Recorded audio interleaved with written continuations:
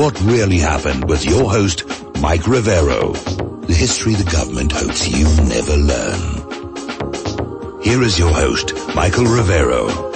All right, so aloha, America. Welcome to our show today. It is Wednesday, May 24th, 2017. Dealing with all kinds of issues. My server, again, just at show start, they do a massive denial of service attack on it and just try and keep us all messed up that way, which basically, to me, is an indication of just how scared the establishment is getting over the fact that the American people are waking up to what's really been going on in our country. So we just have to bear with it and deal with all the evil people, who are the money junkies and all the rest of that stuff. Anyway, let's get into the program. Our third hour guest today is going to be Ellen Brown, talking about, among other things, Trump's $1 trillion infrastructure plan and how other countries fund infrastructure without burdening their populations with huge amounts of unpayable debt. So that'll be an interesting conversation. We're going to do the entire third hour on that one. Monday, June 5th, of course, Gilad Atzmon is going to be joining us, talking about his recent concert tour, lecture tour, his latest book, which is actually very, very good. It's called Being in Time. It's hitting Amazon today, and we did a link to that as well. It's a very good book. A lot of insights in there, and he's actually a very, very good writer. Okay, now then, getting on to the news here. Obviously, the top news continues to be all over the place. The bombing in Manchester, and as is usually the case, everybody is trying to make as much political hay out of this as they can and just score points for whatever their particular agenda is. But they're really fanning up the fear factor, and apparently the British Prime Minister has elevated the terror threat level to critical, and they're out there saying that a new attack is imminent. Well, if they know a new attack is imminent, why can't they stop it? But they're out there just banging away at the fear-mongering. They have deployed police onto the streets. It looks like martial law. In fact, people over in London are saying troops on the street. They haven't seen this many troops on the street since World War II. And Parliament is closed to the public. The changing of the guard is canceled because of this warning that there is another terror attack coming. And interestingly enough, the London police have started launching a crackdown on free speech on Twitter. Apparently, the Metropolitan Police are investigating Twitter users who speak out against the Manchester attack. Now, why would it be wrong to speak out against the attack? Well, part of it may be, again, we've got competing agendas. We've got the globalists and the open border and the EU supporters who want to downplay that this had anything to do with Islam, and they don't want to see it harming their open borders refugee agenda. And then, of course, you have the other agenda, which wants to fan up that this is all about Islam in order to justify more war in the Middle East. So they're fighting back and forth on that one here. Now, interesting little article. This came out of the Daily Mail in Great Britain, and it says, the Manchester bomber had returned to Britain from Libya just 3 days before the attack, as his father, who had al-Qaeda links, and younger brother are arrested in Tripoli. And going through this story, Syria is mentioned over a dozen times in this article. He may have gone to Syria. He may have had Syrian help. And so it looks to me like, at least from this newspaper's point of view, this story is going to be used to basically fan up the idea of Great Britain going back into the war on Syria, rejoining the coalition, and go on down there and just pound those gosh darn Syrians until Assad gives up. Now, another little article, this came out of Land Destroyer, is saying that the UK government was harboring these terrorists linked to this bombing for decades, which raises the possibility that these were actually undercover intelligence assets. We know that we have seen the same thing here in the United States, where the FBI or the CIA will literally manufacture these terror groups to wag at us when they need us scared into obedience. Now, so far, somebody has, in fact, claimed credit for the Manchester bombing, saying that they're ISIS, which you don't really know that. Somebody picks up a phone or sends a fax and says, I'm ISIS, we did it, come and get us. And the timing here is, in fact, rather suspect, because you've got Donald Trump in Israel bowing to Netanyahu and talking about peace, even as he dumps billions of dollars of weapons into the area. Of course, very, very convenient for Netanyahu, we have another one of these terror attacks to support his agenda. Now, musician and songwriter Morrissey is out there basically saying he's chastising politicians, saying they're petrified to admit Islamic extremism behind the terror. And again, we have these two clashing agendas.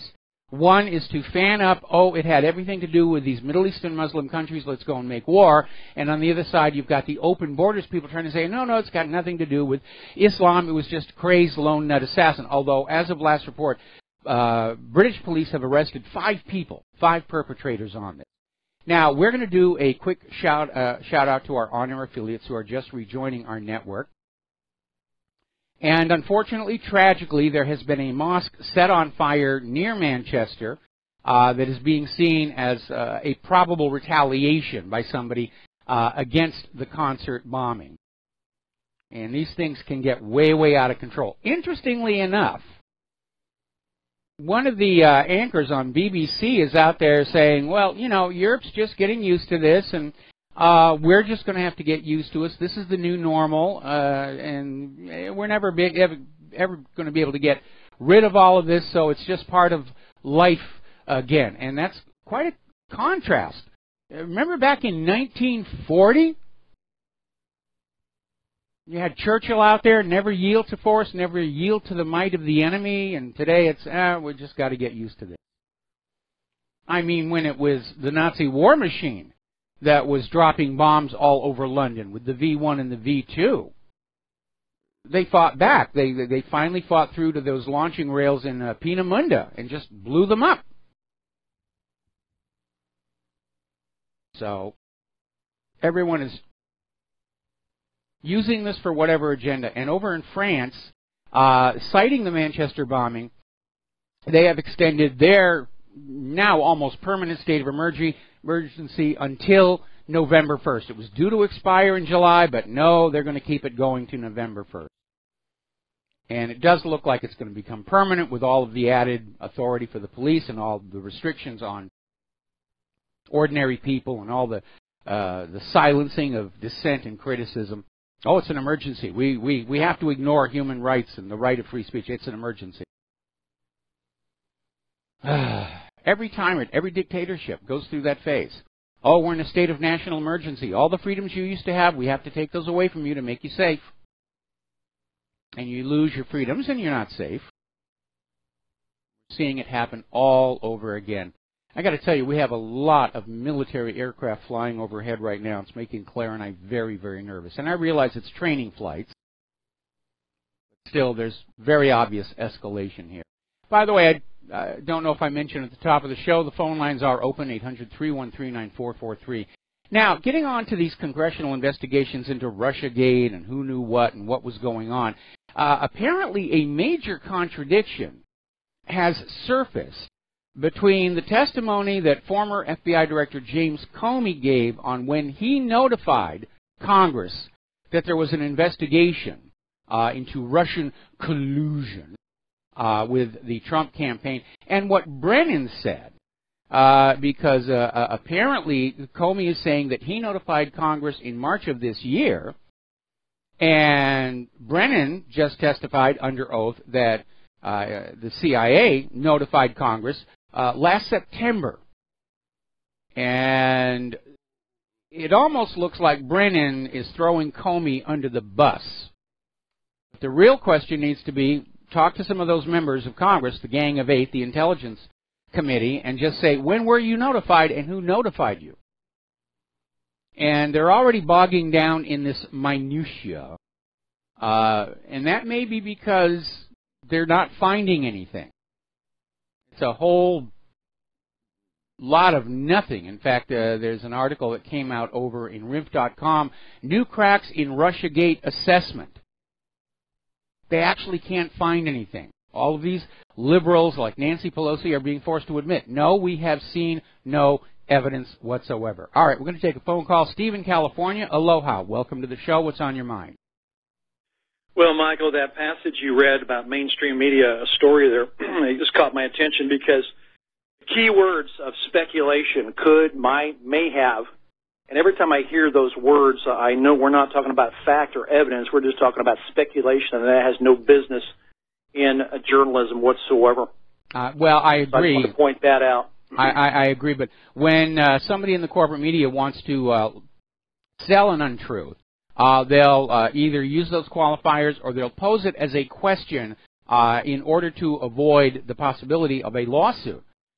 Because then they can go into court and say, I didn't actually say that the plaintiff was having sex with farmyard animals. I just asked a question, and that's reasonable, and that's why they do that. Yeah, it's their disclaimer.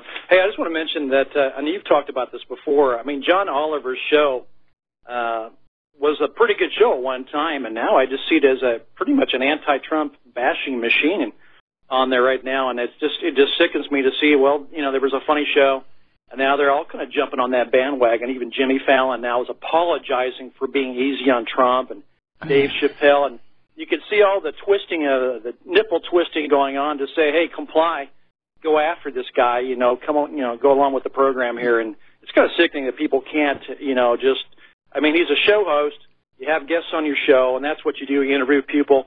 But to get political like they're doing right now and getting nasty, it's kind of sickening. Well, I've stopped watching all of those shows ever since they started doing that, and I don't know what their ratings are, and for all we know, their ratings may be artificially inflated to keep them on the air. It's almost like the movie Network, where Howard Beale sells out to the corporate interests, and his ratings start to plunge. And because the corporate interests own the network, they say, just keep him on the air. That's it. We don't care how bad his ratings are. You keep him on the air selling this until finally the producers of the news program have this guy killed. Of course, at the very end of the movie, it says, this is the story of Howard Beale, the first man to be killed for poor ratings.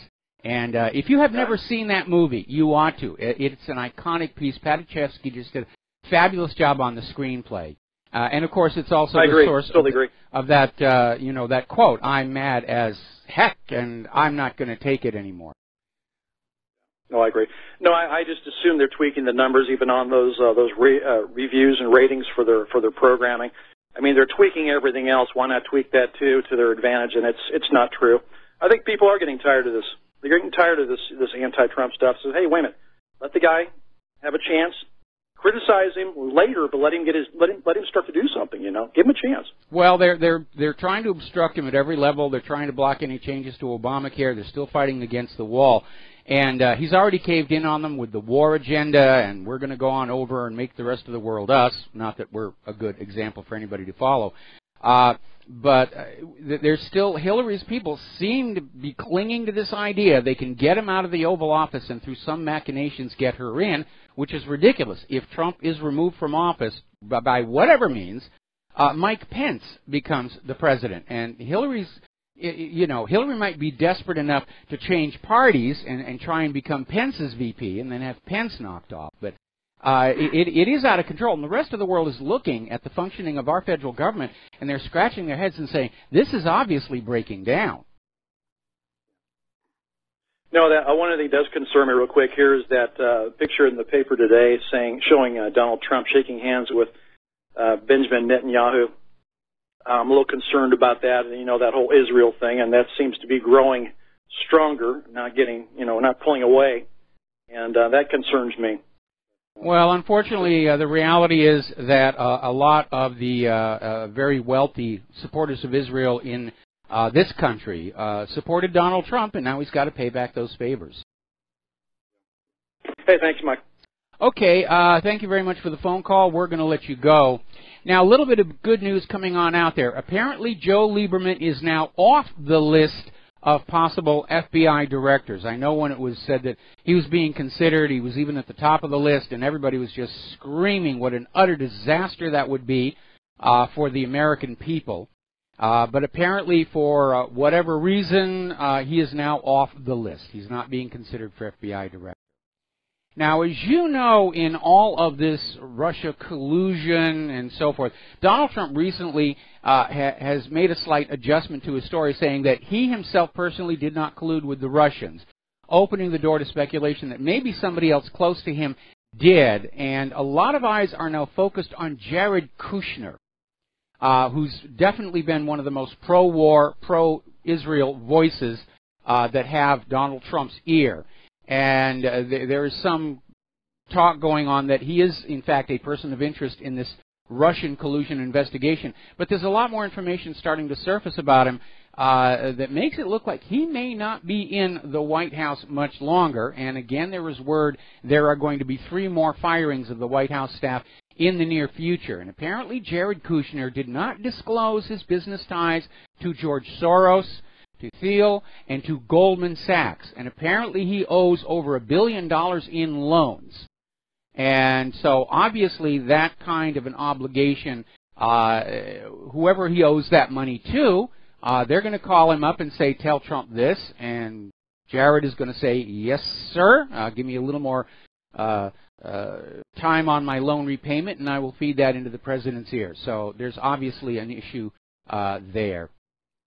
And we've mentioned this before, but it's worth repeating. This whole Russia bashing everything, it's falling apart. And key Democratic officials are now warning the base not to expect any evidence of a Trump-Russia collusion. They actually oversold that. And the Democrats are saying, where is it? Where is it? You told us that Russia and Trump were working together to get rid of our Empress Hillary, and we're waiting. Where's the evidence? And the Democratic leadership is saying, well, actually, there doesn't seem to be any. We just thought it was likely because Russia liked Trump, ignoring the fact that all of the election fraud that was discovered favored Hillary last year. But it's starting to come apart. And it's just this giant smear job from the liberal establishment, aided by the corporate media. And once again, the corporate media is winding up with egg on their face. Now then, new development here. This is coming out of Political Insider. Classified documents confirm that Barack Obama spied on Americans for years. This is a Circa report that revealed previously top-secret documents that Obama was spying on Americans for political reasons. They weren't terrorists, they weren't criminals, but the National Security Agency routinely violated American privacy protections and failed to disclose the extent of the problems until the final days before Donald Trump was elected president. In other words, they wanted to clean up the records so Trump couldn't come back and say, you were hiding all this. No, we're not hiding. It's right there on your desk.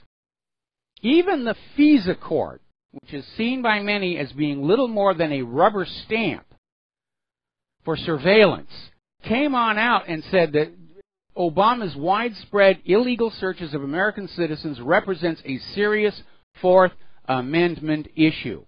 And yes, it absolutely does. And the question is, how many people did he spy on? I mean, it sounds like it was a lot more than Richard Nixon was spying. And was it spying for political gain? And that needs to come on. All right. Now, when we come back from this next commercial break, there's been a new development in the case of those 4 House IT staffers who were moved away from their position for breaking into computers they were not supposed to break into. There's been a new development. We'll be right back.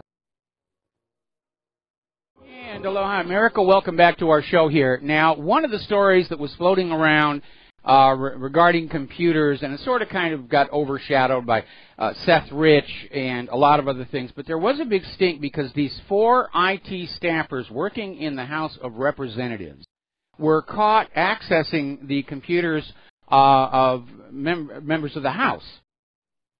And it was a big stink, and they were removed from their positions to new positions, and they finally started getting fired.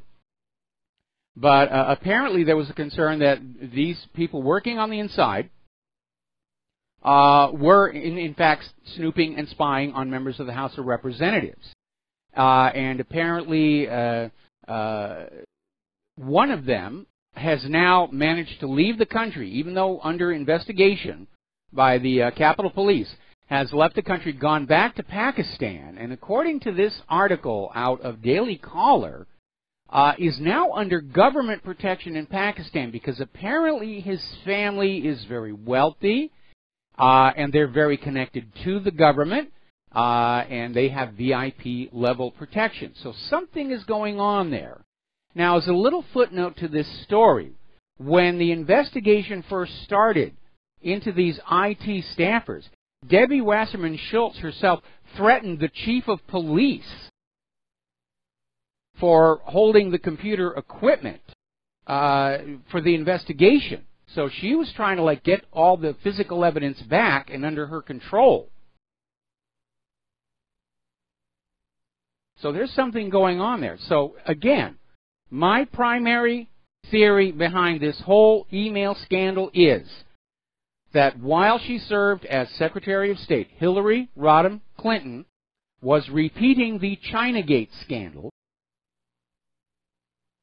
selling secrets to foreign interests using her weak email server to deliver the material and her charitable foundation to collect and launder the money.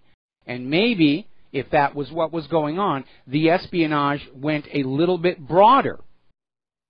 And they were using these IT workers to spy on members of Congress and get their information for sale to interested parties. When you look at how everybody is just panicking and circling the wagons around this, there's something there. There's definitely something there. This is the point where all the cover-ups overlap. It's the maximum point of protection. And there has to be a reason. Now, speaking of computers and hacking, the United Nations Security Council's North Korea Sanctions Committee has come under massive denial of service attack. And, of course, they're all implying it's North Korea because, after all, North Korea was behind WannaCry and North Korea was behind this and that. In all probability, it's another false flag to keep building the case against North Korea.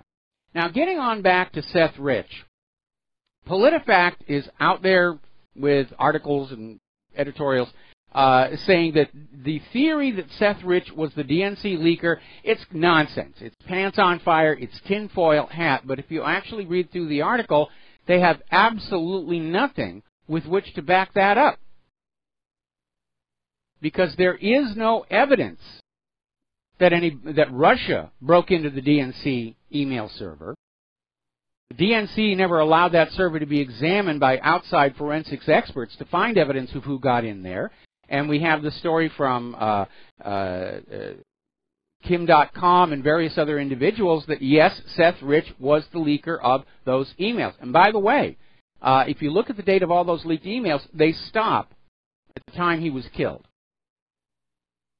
So it's a very strong circumstantial case that Seth Rich was the leaker, and no case that he wasn't the leaker, and they're still out there pushing this as hard as they can. And to show you how ridiculous all of this is getting, the Washington Compost has an article saying that even if Seth Rich was the DNC leaker, it doesn't affect the accusations that Russia was tinkering with our election to help Donald Trump and to harm Hillary Clinton. It's a non-issue now. We need to focus on. In other words, they've been caught in a lie, and they're trying to recover from it.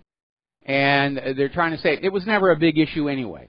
It was, even though for months and months the corporate media kept screaming, Russia hacked the DNC email server. Now they're trying to pull back from it. All right, we're going to take a break for commercials, and we'll be right back. And aloha, America. Welcome back to our show here. We're going to take a phone call. Dave in South Carolina. Aloha. Welcome to the show. What's on your mind? Aloha, Mike. Thank you for taking my call. Yes, everyone speaks about the leaks as if they're the crime in itself. No one wants to speak about what's actually leaked, the documents themselves, what's in them. Those are where the crimes are buried. No one wants to talk about that. Well, people are dying left and right. We were talking about it when they came on out. But again, we're dealing with a governmental institution that simply does not want to look at any of that and is very offended that we would even be concerned as American citizens as to what was going on. And it's part of the cultural arrogance that seems to have emerged around our government, and we're seeing that probably most fully on public display with the attitude of the Democratic leadership, which is out there saying, yeah, forget what you vote for in the primaries. We reserve the right to choose the candidate we want, and your job is to just send in money and votes to support what we're doing. And that, of course, is not how the United States is supposed to be working. Absolutely, and of course, there's these 35,000, isn't it, emails that Hillary Clinton's banished off her server. No crime committed there, you know. And Huma Abedin's sharing the laptop with Anthony Weiner, 600,000 of them or something like that on there. Yes, that's amazing. Yeah, I mean, what's hidden in there? We don't know. We're not being allowed to see what was in those emails. It's all very classified national security. And again, if I am correct, and if in fact Hillary was running an espionage operation through all these computers and the email server and the rest of it, the entire government is going to try and keep that story buried, because a scandal on that scale would bring down the entire government. That this was going on, and that the rest of the government knew it was going on, and were protecting her. And again, we look back at James Comey's press conference on the FBI investigation, and he went down the list of felony violations of Title 18 that she committed. And then he says, we're not going to recommend charges, which is not his job, by the way, because we couldn't find that she intended to do harm, even though Title 18 does not require intent. It says right there, negligent exposure of classified information outside secure facilities is a felony. It's a five-year prison sentence. And Hillary did it with her email server. Huma did it with the laptop. And none of these people are being charged or sent to jail. The goal here is to try and make this all go away. And frankly, it feels to me like they are very, very scared. Comey was actually on the board of HSBC during the laundering. Yes. They got a deferment, and the special prosecutor in New York City at the time was Loretta Lynch. Yes. Nobody wants to talk about that, you know what I mean? Well, so, of course, there's a little bit of conflict of interest there. Well, that is, of course, a peek into the real rotted core of all of this, and that is the CIA's drug running out of Arkansas. Well, they've been running drugs all over the place, but specifically relative to the Clintons and the Bushes, the CIA was running this covert operation out of Arkansas under then-Governor Bill Clinton. They were manufacturing untraceable military weapons, smuggling them down to Nicaragua, paying for it all by smuggling tons of cocaine back into the United States of America to sell to our children. And Bill Clinton provided operational security, kept the state drug investigators away from the airports that were being used. And he set up a little money laundry involving land flips and banks and the Arkansas Development Finance Authority. And they all got very, very rich in the process, enough money where they could basically start making a power grab for the highest levels in the U.S. government. And for the American people to find out, after all this propaganda about the war on drugs and drugs are bad and you shouldn't do this and you shouldn't do that, to find out that the U.S. government itself is neck deep in the illegal drug trade. That, too, would bring the entire government crashing down. I have to be very honest. I'm rather amazed. History Channel is running a show, or about to run a show, in which they actually talk about how the CIA was smuggling cocaine into the United States of America. And it's a shame that Gary Webb is no longer with us, because he first broke the story in the corporate media, in the San Jose Mercury News, with his series Dark Alliance, about how the CIA was bringing cocaine into the United States of America and was the actual cause of the crack epidemic that was happening. And it was all to make money for these covert... Freeway Ricky. Yeah, Freeway Ricky Ross. And... You covered all the bases there, and of course there's a blood slick from Arkansas all the way to D.C. with these people. And in 6 weeks, 5 people died. You know, Ash, Lucas, Seth Rich... one or two others within 6 weeks of time, right around the time of the Democratic convention or the hearings that was going to come up about, you know, Hillary and her server and all that getting lost, and that all these people are going to testify, and all of a sudden, they drop dead. These people are murderers. It's outrageous, and they get by with this. It is, and again, it is a systemic problem. It's not just this corrupt group or that corrupt individual or this corrupt intelligence agencies. It is all corrupted, and they're just going to look out for each other and protect each other. And to heck with the law, to heck with morality, to heck with long-term consequences. They're just going to do that. Anyway, Dave, thanks an awful lot. We're going to let you go. Thank you, Mike. And before we take the next phone call, I think an indicator of just how scared the establishment is over all of the aspects of these stories is illustrated by Sean Hannity, who's done a 180-degree turn on the Seth Rich story. We were hearing earlier in the week, Sean Hannity, he's going to cover it, he's going to interview Kim.com, and he was out there on the air saying, I'm not letting this go, there's something here. And yesterday, apparently, Sean Hannity said that he will no longer discuss Seth Rich out of respect for the family's wishes. Now, that's what he said on the air. But what we're getting from the political insider is that Sean Hannity was approached by one of Rupert Murdoch's sons and told, you will drop this story. All right, another phone call. Mark in North Carolina, aloha. Welcome to the show. What's on your mind? Yeah, Mike, that's not what I want to talk about, but I just want to let you know I tweeted on his Twitter before Hannity and said, you're not kidding anybody that you were told by Fox News to lay off.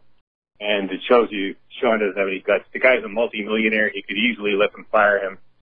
Then, really get back at him while he's no longer with Fox News. And then probably have his own show somewhere else. He could name his price.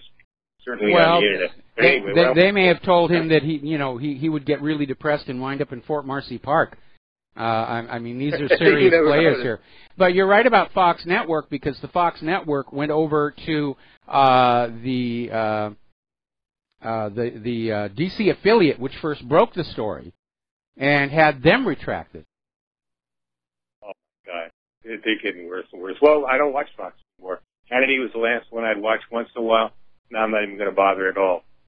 When I'm at the gym, a lot of times I'll have it on the, if I'm working on a certain area, to have it up there, but that's about it. I got no use for them. But anyway, getting back to, the CIA drug smuggling, Gary Webb, I don't know, did you see the movie, Kill the Messenger? No, I didn't. Oh, you should. You should still get, I'm sure you still get a hold of it. In my copious amounts of free time here. But anyway, at the very end, I don't want to give you the whole thing, but at the very end, they showed actual film in South Central L.A.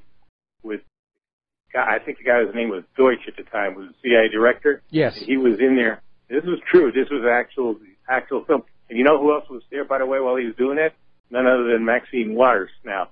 So he was telling the people there how sorry he was that the CIA did this. There was a mistake or some crap like that. But, they admitted it. There's no question they admitted it. Oh, and, they did admit it. And that is something that really ought to be, put in front of the American people's mind. The reason we have a drug problem in the streets of America is because the CIA is bringing it in. They were bringing in cocaine from Central America. They're bringing in opium from Afghanistan. They were bringing in opium from Vietnam. It's a big part of their business. And what's his name? Freeway Rick Ross, the real Rick Ross, not that fat slop in a correctional officer Rick Ross. The real Rick Ross has been on InfoWars quite a number of times. And he said it himself what they were doing. And by the way, he played a big part in that movie, not the actual, the actor who played it. There's no doubt. He said that's what turned him on, to finally understand what he was really doing. That he was actually working for the CIA, running drugs for the CIA. Yep. And he's totally turned himself around, at least from what I gather. That he he has. He quit that, and he's trying to make amends there. But the one time I met him, courtesy of my first wife, who was heavily into the drug trade. He said, yeah, I'm actually working for the CIA, and that's why the police never touch me. And is there any possibility you can get him back on your show? I've never had him on my show, but I'll try and make an effort to get him on there. But here's the important thing. When if you run into anybody talking about this History Channel show, is tell them this is still going on right now today. The war on drugs is really the war on the competition's drugs. It's a war on... By the way, up to this... Yeah, but up to then, I really admired Ollie North. I thought the guy was on the level and all that. But after that movie and a little more research I found out, and I found out that Ollie North is really a dirtbag. And maybe that's one of the reasons with Hannity, he can't get things right, because he's kind of knows something about North, but he still calls him great friend and all that, has him on the show all the time. And, fact of the matter is, and it hurts me to say that, because I really admire the guy. I mean, not only was a Vietnam vet, he was actually, I thought he was really serving the country right, working for Ronald Reagan and all. Turns out he was a dirtbag. He was running drugs. Oh, Roger Stone. No, hang on. You're missing an important point. When Oliver North was doing all this stuff down in Arkansas, he thought he was serving the interests of the United States of America. And that he was doing stuff involved with drugs. It was just, it's just one of the things we have to put up with to achieve our greater political agenda. The true believer syndrome is what it's called. People who are willing to violate the law, and because they believe they serve a higher purpose. And it's an attitude that unfortunately infects a great deal of the government. But in Oliver North's own mind, he was a hero. According to Roger Stone, though, his book about the Bushes, the recent one, Oliver North was making money out of it. Oh, they all were. Seemed to have any problems. No, they all were. Yeah, they were all padding their wealth. With this illegal cocaine money. It was just part of it was a perk of the job. And then when that guy Steele, I forget his first name, was rubbed out, it seems like North very possibly was behind it. You're talking about Barry Seal. Definitely behind it. Yeah, you're talking about Barry Seal, who was one of the smuggling pilots, and unfortunately he did get caught. And he decided that he was going to turn state's evidence against the smuggling ring, and of course that was a threat to the entire CIA operation, and that's why he was taken out. I mean, this is it's unbelievable. I mean, this is a dirty government, and the CIA is right at the heart of it. Matter of fact, I think the CIA, I don't know if I've told you before, but I believe the CIA is one of the most evil organizations on the face of this earth. That doesn't mean everybody working for the CIA. I think a lot of these people who work for the CIA don't understand really what they're doing until they finally realize it, and then a lot of times they're the ones, the biggest whistleblowers. You take Ray McGovern, Kevin Schiff. This guy Steele, what's his name? Michael David Steele, another guy we should have on your show, and Larry Johnson. They'll come in. They're some of the biggest whistleblowers, and they'll tell you what the CIA is about. They're doing everything they can now to reverse things, to wake people up. Well, you need to understand that for the regular rank-and-file office workers, these agencies recruit at the college level, and the people in colleges, for the most part, believe what they see in the movies and TV shows about how these agencies are the good guys and they're doing wonderful work, and they'll be hired on in, and of course they are sequestered away from some of the darker operations. It's all, compartmentalized.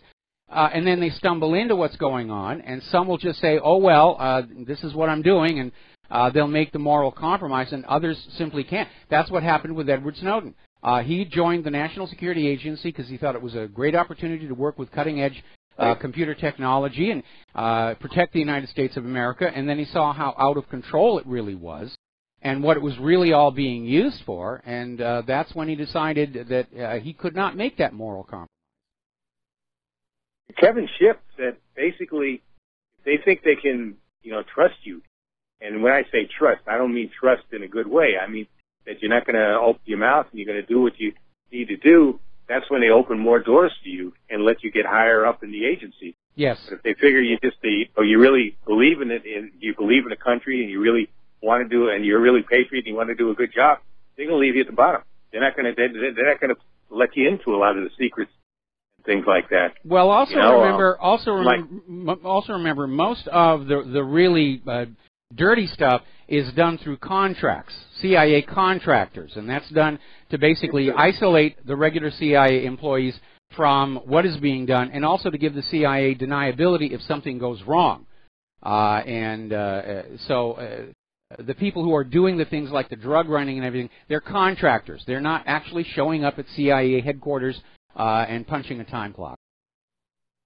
That's true. And another thing too, a lot of businesses, Bushes are a prime example, and a lot of even your media, they actually are CIA people, but they're not employed. They're not like GS something working out of Langley, Virginia. Yeah, they're compensated other ways.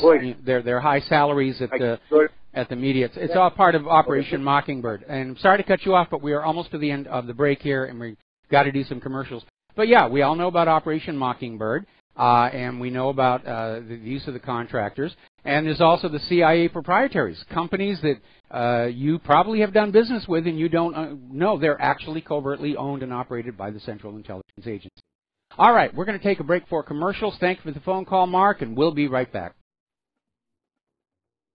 And aloha, America. Welcome back to our show here. And turning over to the war zones, over in Syria, government forces are advancing against ISIS and the Western-backed militant groups on multiple front lines across Syria. The situation is heating up, and the U.S.-backed forces are sending more material in trying to stop this. But apparently in Aleppo, the Syrian Army Tiger forces have liberated Jamilia, Rasm al-Hammam, Masana, please forgive me if I am butchering these, Kanawiya, Kerbet Marza, and the so-called Second Farm. And they're making a lot of progress.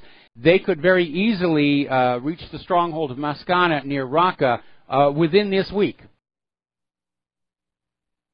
And apparently ISIS just simply does not have the manpower to stop the advance.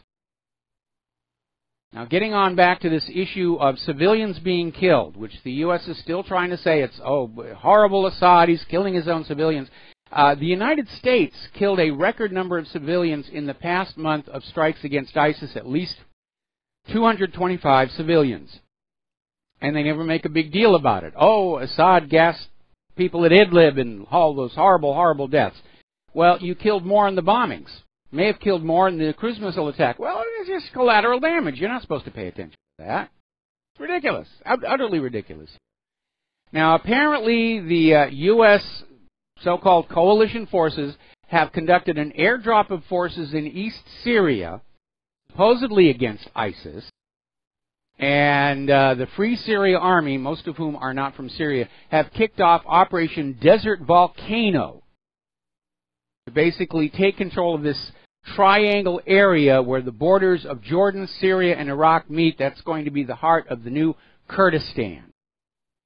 Meanwhile, the United Nations has partnered with Google to create a website to answer your questions about the Syrian war and how terrible it is, although it stopped short of revealing the real causes of the conflict. It's just another propaganda platform. Propaganda is big business in the United States. They don't call it that. They call it public relations. All right, we're going to take a phone call. Joseph in Texas. Aloha. Welcome to the show. What's on your mind? Yes, the attack in Manchester, everybody knows basically who it, well, not everyone, well, most of the people on this radio know that everybody, it benefits only one person. It doesn't benefit the West going in there and sending more troops to go look for ISIS. We all know that. But what I think very few people realize is that how does Israel, especially, how does it keep getting what it wants, even though it seems like the West has somehow got it on the Okay, you got about a minute left. You need to basically get to the point. Okay. Israel is basically a powerhouse in the tech industry, right?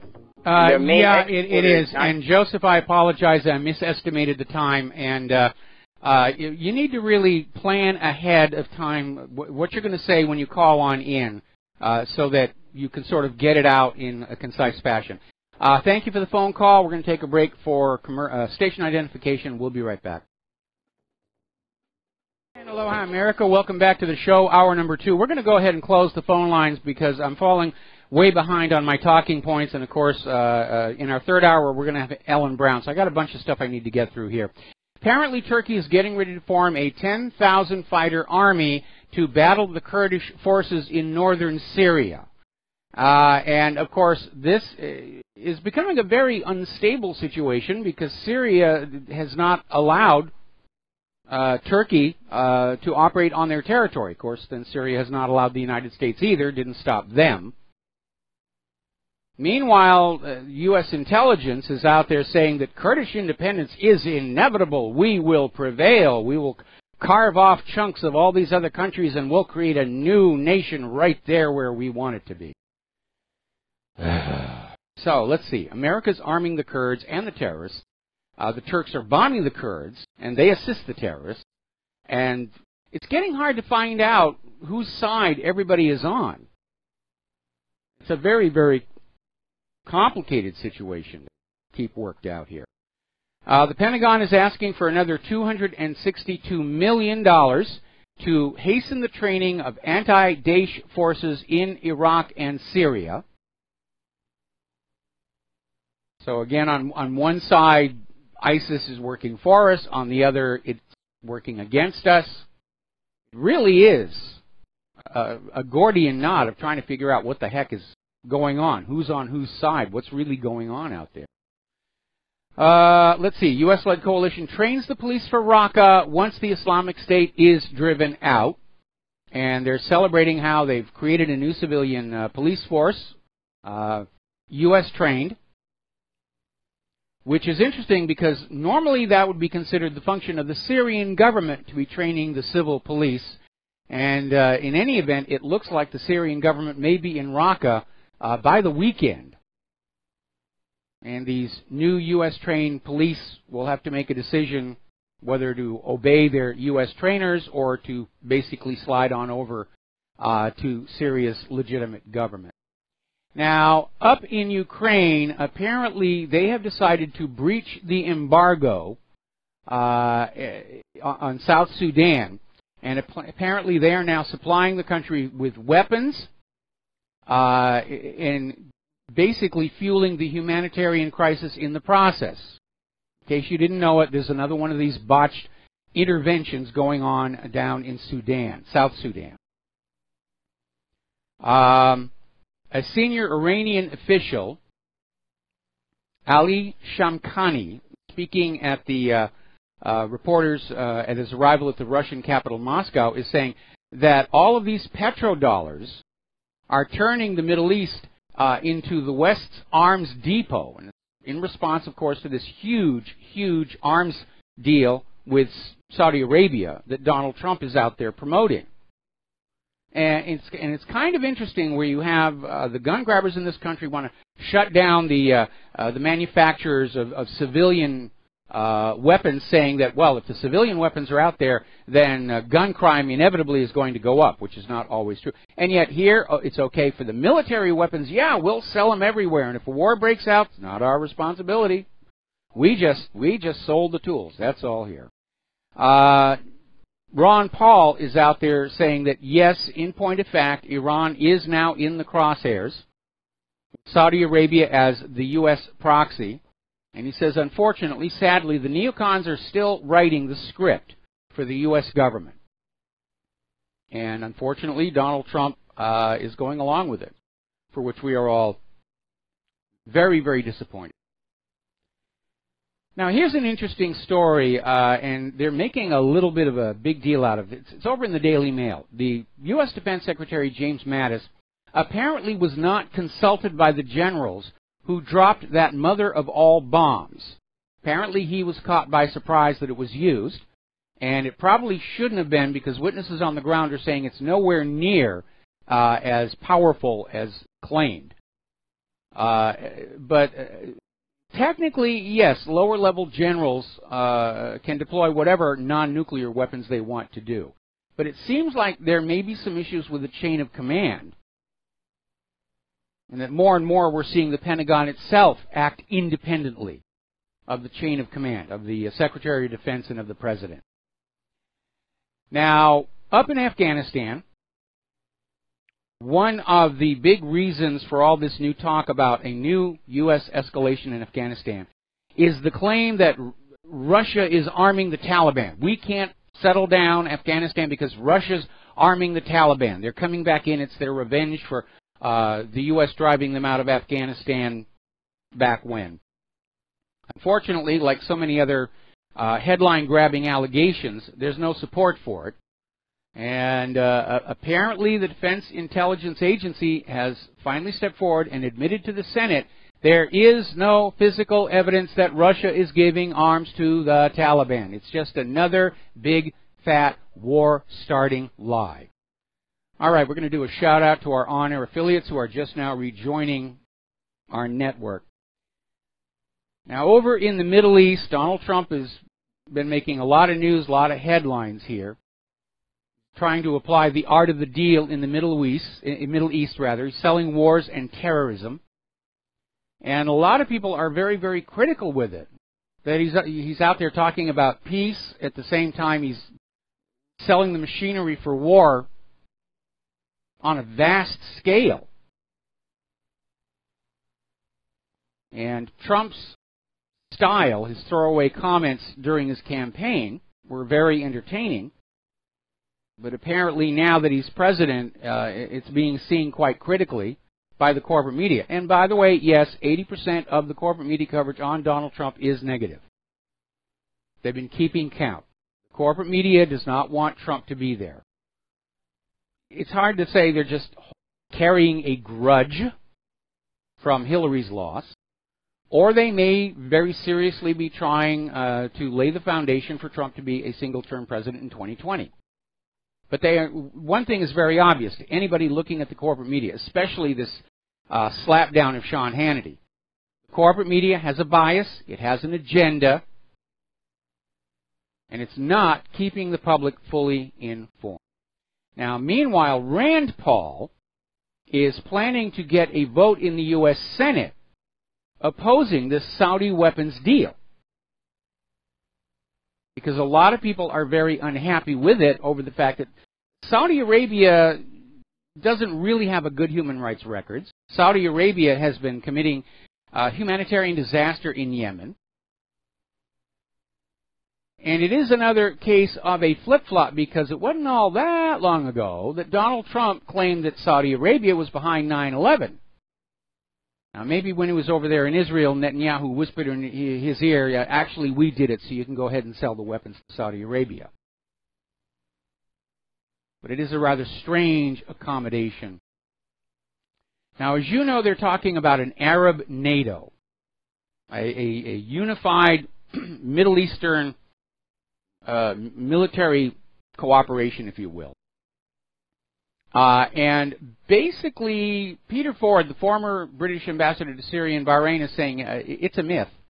It's not going to happen. He says the Saudis and the Emirates would never dare put their troops onto a battlefield in Syria or Iraq out of fear their troops would mutiny and join ISIS.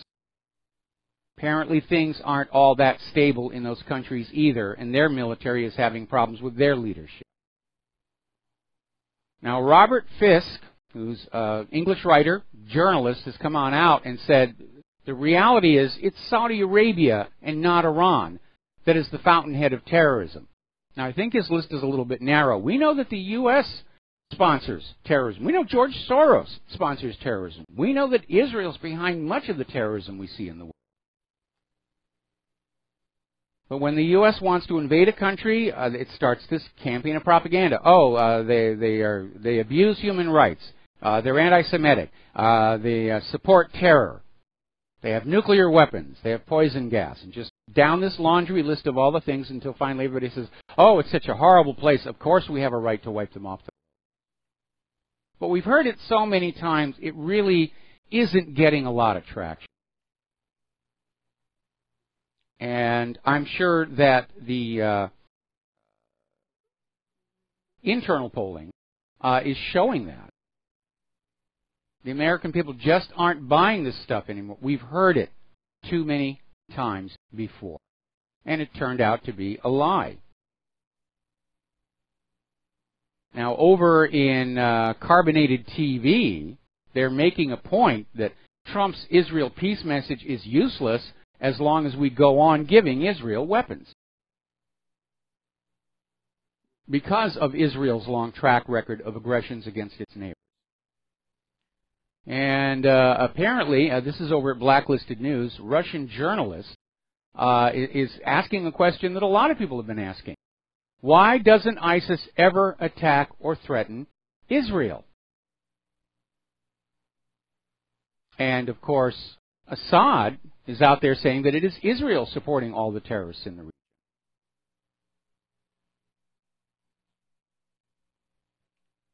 Very complex situation. Now then, over in the Philippines, in the city of Marawi, apparently ISIS is trying to take control of the city. Duterte's had to declare a national emergency and martial law, and the latest story is that ISIS may have succeeded in taking over that city. There's almost no mention of it going on in the media. Is this another U.S.-backed coup d'etat? Was the U.S. using ISIS in the Philippines the same way they were using it in Syria to take out Duterte because of his crackdown on the drug trade in that country? Because remember, the U.S. and the Philippines, they were all friends, everybody's all hugging each other, and we're all good. And then all of a sudden, Duterte looks at just how out of control the drug problem is in his country, and he starts a very harsh crackdown on the drug dealers. And remember, Obama went on over there and said, no, you can't do that. And in a single stroke, just absolutely destroyed the friendly relations between the Philippines and the United States. And now we have ISIS is over there trying to take over the country. It's things like this that lead us to describe the U.S. government as a narcocracy. In other words, the drug trade, the CIA drug trade, is the primary driving force of everything that's going on. I'm very alarmed at how much I'm hearing about the summer of rage, of riots, of revolution, of civil war.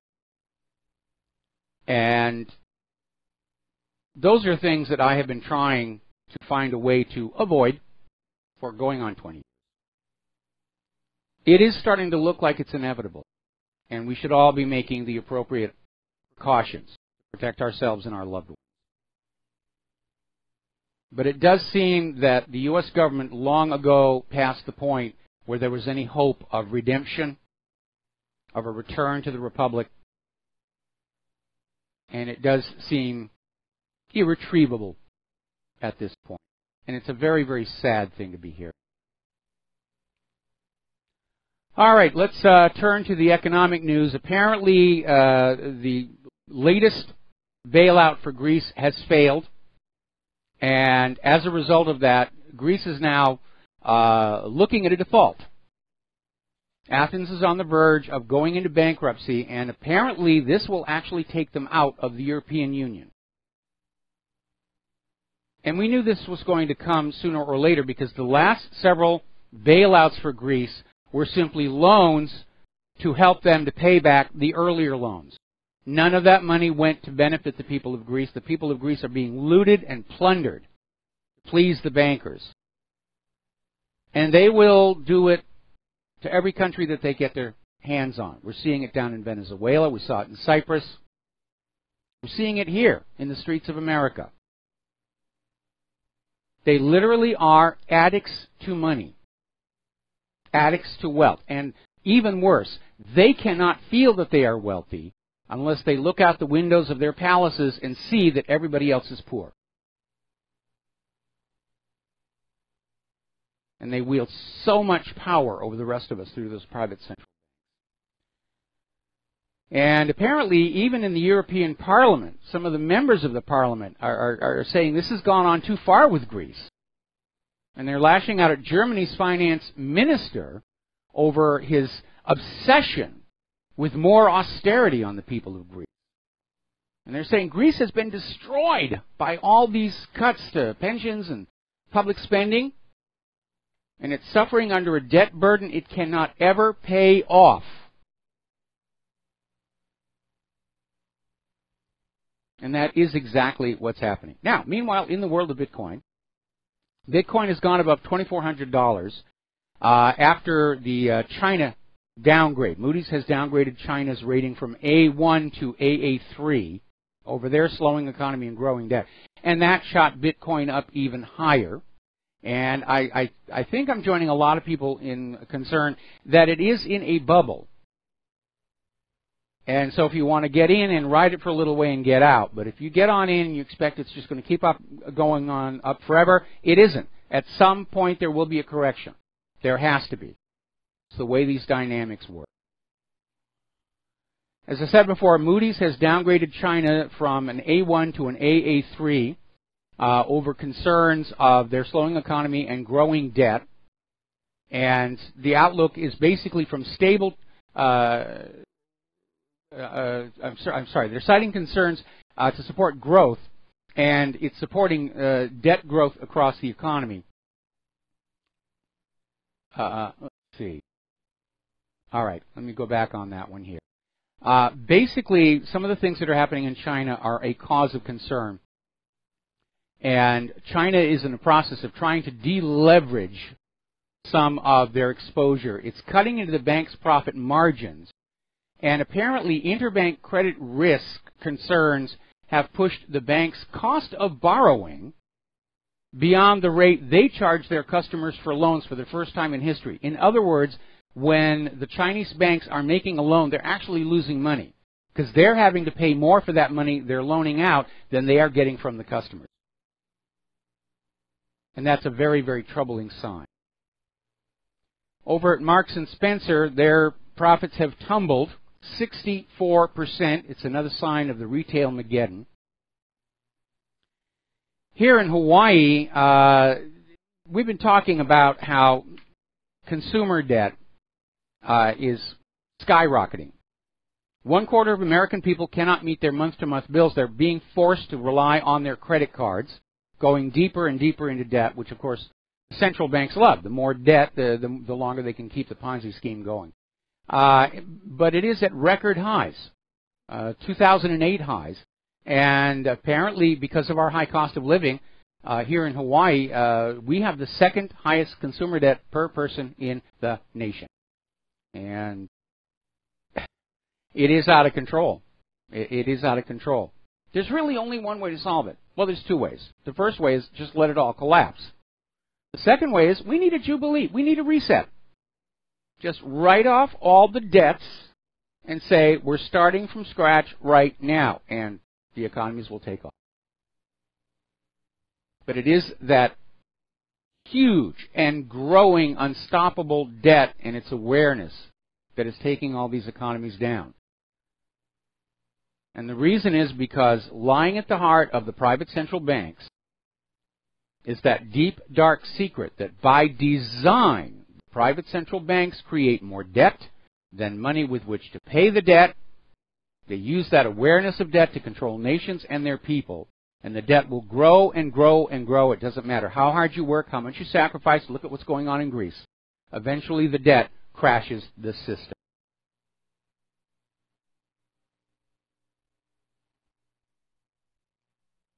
Now, over in Europe, talking about the refugee crisis, Poland is standing up to this open border situation, saying, Germany created this mess.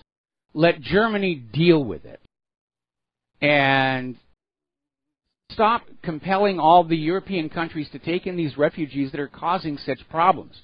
Brussels, meanwhile, is out there literally talking about charging Poland thousands of euros for every refused refugee. Just pushing that globalist agenda. We'll be right back. And hello. Aloha, America. Welcome back to the show. We're talking about immigration, refugee problem. And apparently Mark Zuckerberg, the CEO of Facebook, he's now doing his impersonation of Bill Gates. He's using his wealth and his influence, his power, to place himself on the global stage, deciding what is best for the rest of us. And apparently his Open Borders group is out there saying that enforcing immigration law hurts public safety. And this is a talking point that we have heard from several people, the pro-immigration, pro-refugee, pro-open border people. They can't actually document that is the case, that enforcing immigration law somehow is a threat to public safety. Not enforcing immigration law seems to be the bigger threat when you look at the crime spree that is going across Europe right now. Sweden was finally forced to admit that right now 90% of all their gun shootings are being done by the refugees. They've got an out-of-control rape epidemic going on. These are all threats to public safety. But all these big money junkies, George Soros and now Zuckerberg, they all want a single global government. And of course, basically Zuckerberg is positioning Facebook to be the social media for the entire world. It will be mandated. You will use Facebook to communicate with each other.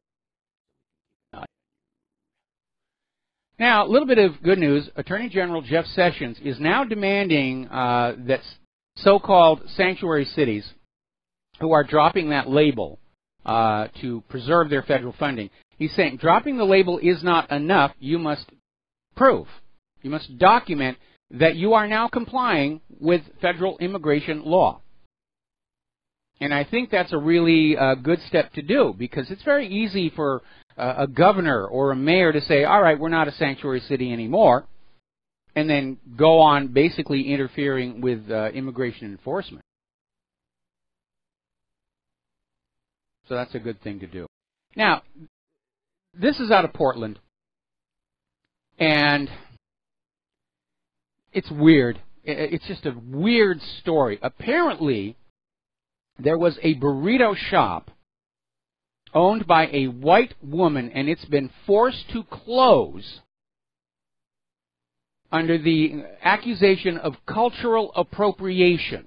In other words, along with all these other attacks on white people and everything, the idea now is that Mexican restaurants should only be owned by Mexicans, Chinese restaurants should only be owned and operated by Chinese, and so forth.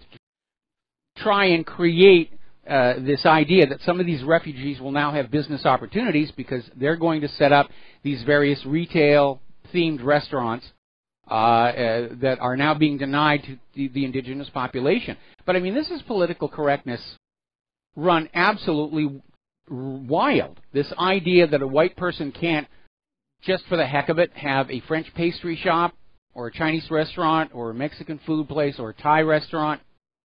That really is way, way over the top. And it is discrimination. It is discrimination. And by the way, it doesn't always work out. Many, many years ago, I was in Milan with my first wife, and despite being surrounded by world-class Italian restaurants, she wanted Chinese food. So we hunted down a Chinese restaurant in Milan, being run by some Chinese, and it was the worst Chinese food I'd ever had in my life. So a little bit of a warning about this idea of cultural appropriation. This is a very, very tragic story. And we're going to go ahead and open the lines for the rest of this half hour until Ellen Brown comes on. Apparently,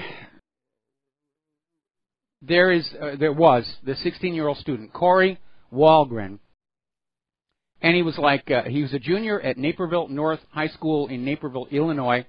Normal, social, good-looking kid, honor roll student looking to attend a Big Ten college. And I'll tell you what happened to him when we come back from this commercial break. It's a tragedy. And aloha, America. Welcome back to the show. And we're talking about this story. 16-year-old Corey Walgren junior at Naperville North High School in Naperville, Illinois. Perfectly normal kid, honor roll student, ready to go to college. And apparently he had made a cell phone video of himself having sex with a female classmate. The rumor then got out that he had showed the video to a third party. They cannot confirm that he actually did that. It was only a rumor. But they dragged him on in and said he was now guilty of the production and distribution of child pornography. And the kid basically walked on out, walked up to a parking structure, and jumped off. Now, obviously, I don't like the idea of child pornography, but in this case, we're talking about kids having sex, playing with a camera, and there's nothing new with that. That was one of the big reasons the Polaroid camera took off the way it did when it first came on out. You didn't have to risk sending your film off to the photo lab at the drugstore. And I think there needs to be an allowance made because kids do have sex and they like to play with their toys. And they just destroyed this young kid's life and he killed himself. And that tells us that the system is seriously out of whack. It really is. All right, we're going to take some phone calls. Miroslav in London, aloha, welcome to the show. What's on your mind? Hi, Mike. Thank you for taking my call. I want to ask you about a few things, and I have a bit of a comment. Now, this guy who resolved the issue with malware a few weeks ago. Yes. Now, the question is, where did he got the malware? Well, if you're a security researcher, there are security companies that will actually capture a specimen of the malware, and then they'll basically have it available to look at in a form that is not going to infect your system. Usually what they'll do is a disassembly on the code so that it's no longer an executable, or there'll be other protections. But security researchers do pass these malwares back and forth amongst each other to just try and stay on top of the problem. Right. So why wasn't the person who made the malware, why did he then buy the domain? So he could have bought the domain with bitcoins and then not register it. I mean, register it, but not put the record. Because the instant you register a domain, it's going to show up in the DNS, even if it's just pointing back to the domain registration company. And that domain was inside the WannaCry ransomware, apparently as a kill switch, and that was the mechanism.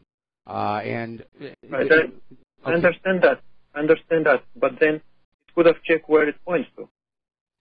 So, because I've been working with software for many years, and that just sounds a little bit strange. It was just a comment, but that's a flying thing. I have other questions for you. Okay. If you don't mind. So now, a bit of comment. I created the software some time ago, and I sent it to various companies to try to advertise it, and for which I think it would be helpful. And it turns out people are afraid to try, just because of malware, and it's perfectly excellent software in my opinion, but people are afraid to try it. So how would you go about, if you have any ideas, how to kind of tell people how to put any kind of trust so that people will try it and see if it works for them?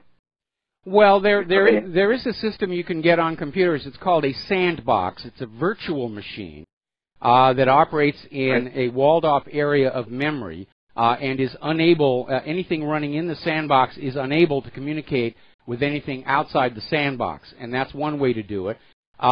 Many companies that deal with software submissions actually have a separate air-gapped computer. It's not on their internal LAN, and they will run things on that. Now, depending upon what your software does, rather than simply send them the software, if they're close to you, is to arrange a visit where you come on in with a laptop that is running the product you are attempting to sell and demonstrate it to them. Because if they decide they want to buy your software, obviously they will be buying the source code, and they will then be able to verify that there is no malware inside it. Right. So there isn't easy way to. I mean, I thought so, but I thought to ask you. There isn't an easy way to send them things and impute some kind of a trust, so they would, a marketing employee would try. There isn't an easy way. Well, again, right. you need to connect with somebody at the company who is sophisticated enough in computers to understand virtual machines and sandboxes, because that is really the best way to go. And yeah, right now, unfortunately, because of all the malware and the ransomware, companies are instituting policies. You will not install anything or run anything on this machine other than what's work-related, and it is, unfortunately, an impediment for small-scale software developers, because much of these ransomware companies, malware companies, they have legitimate business fronts. And many years ago, we got burned when we had what appeared to be a legitimate company wanted to place an ad on our website that involved a flash animation, and it turned out the flash animation was putting out malware, and we had to disconnect from them. And that's why, as far as the What Really Happened website itself, we do not allow flash animation of any kind. It's a huge security problem. I don't know why people are still using it. Right. Yeah. Okay. Right.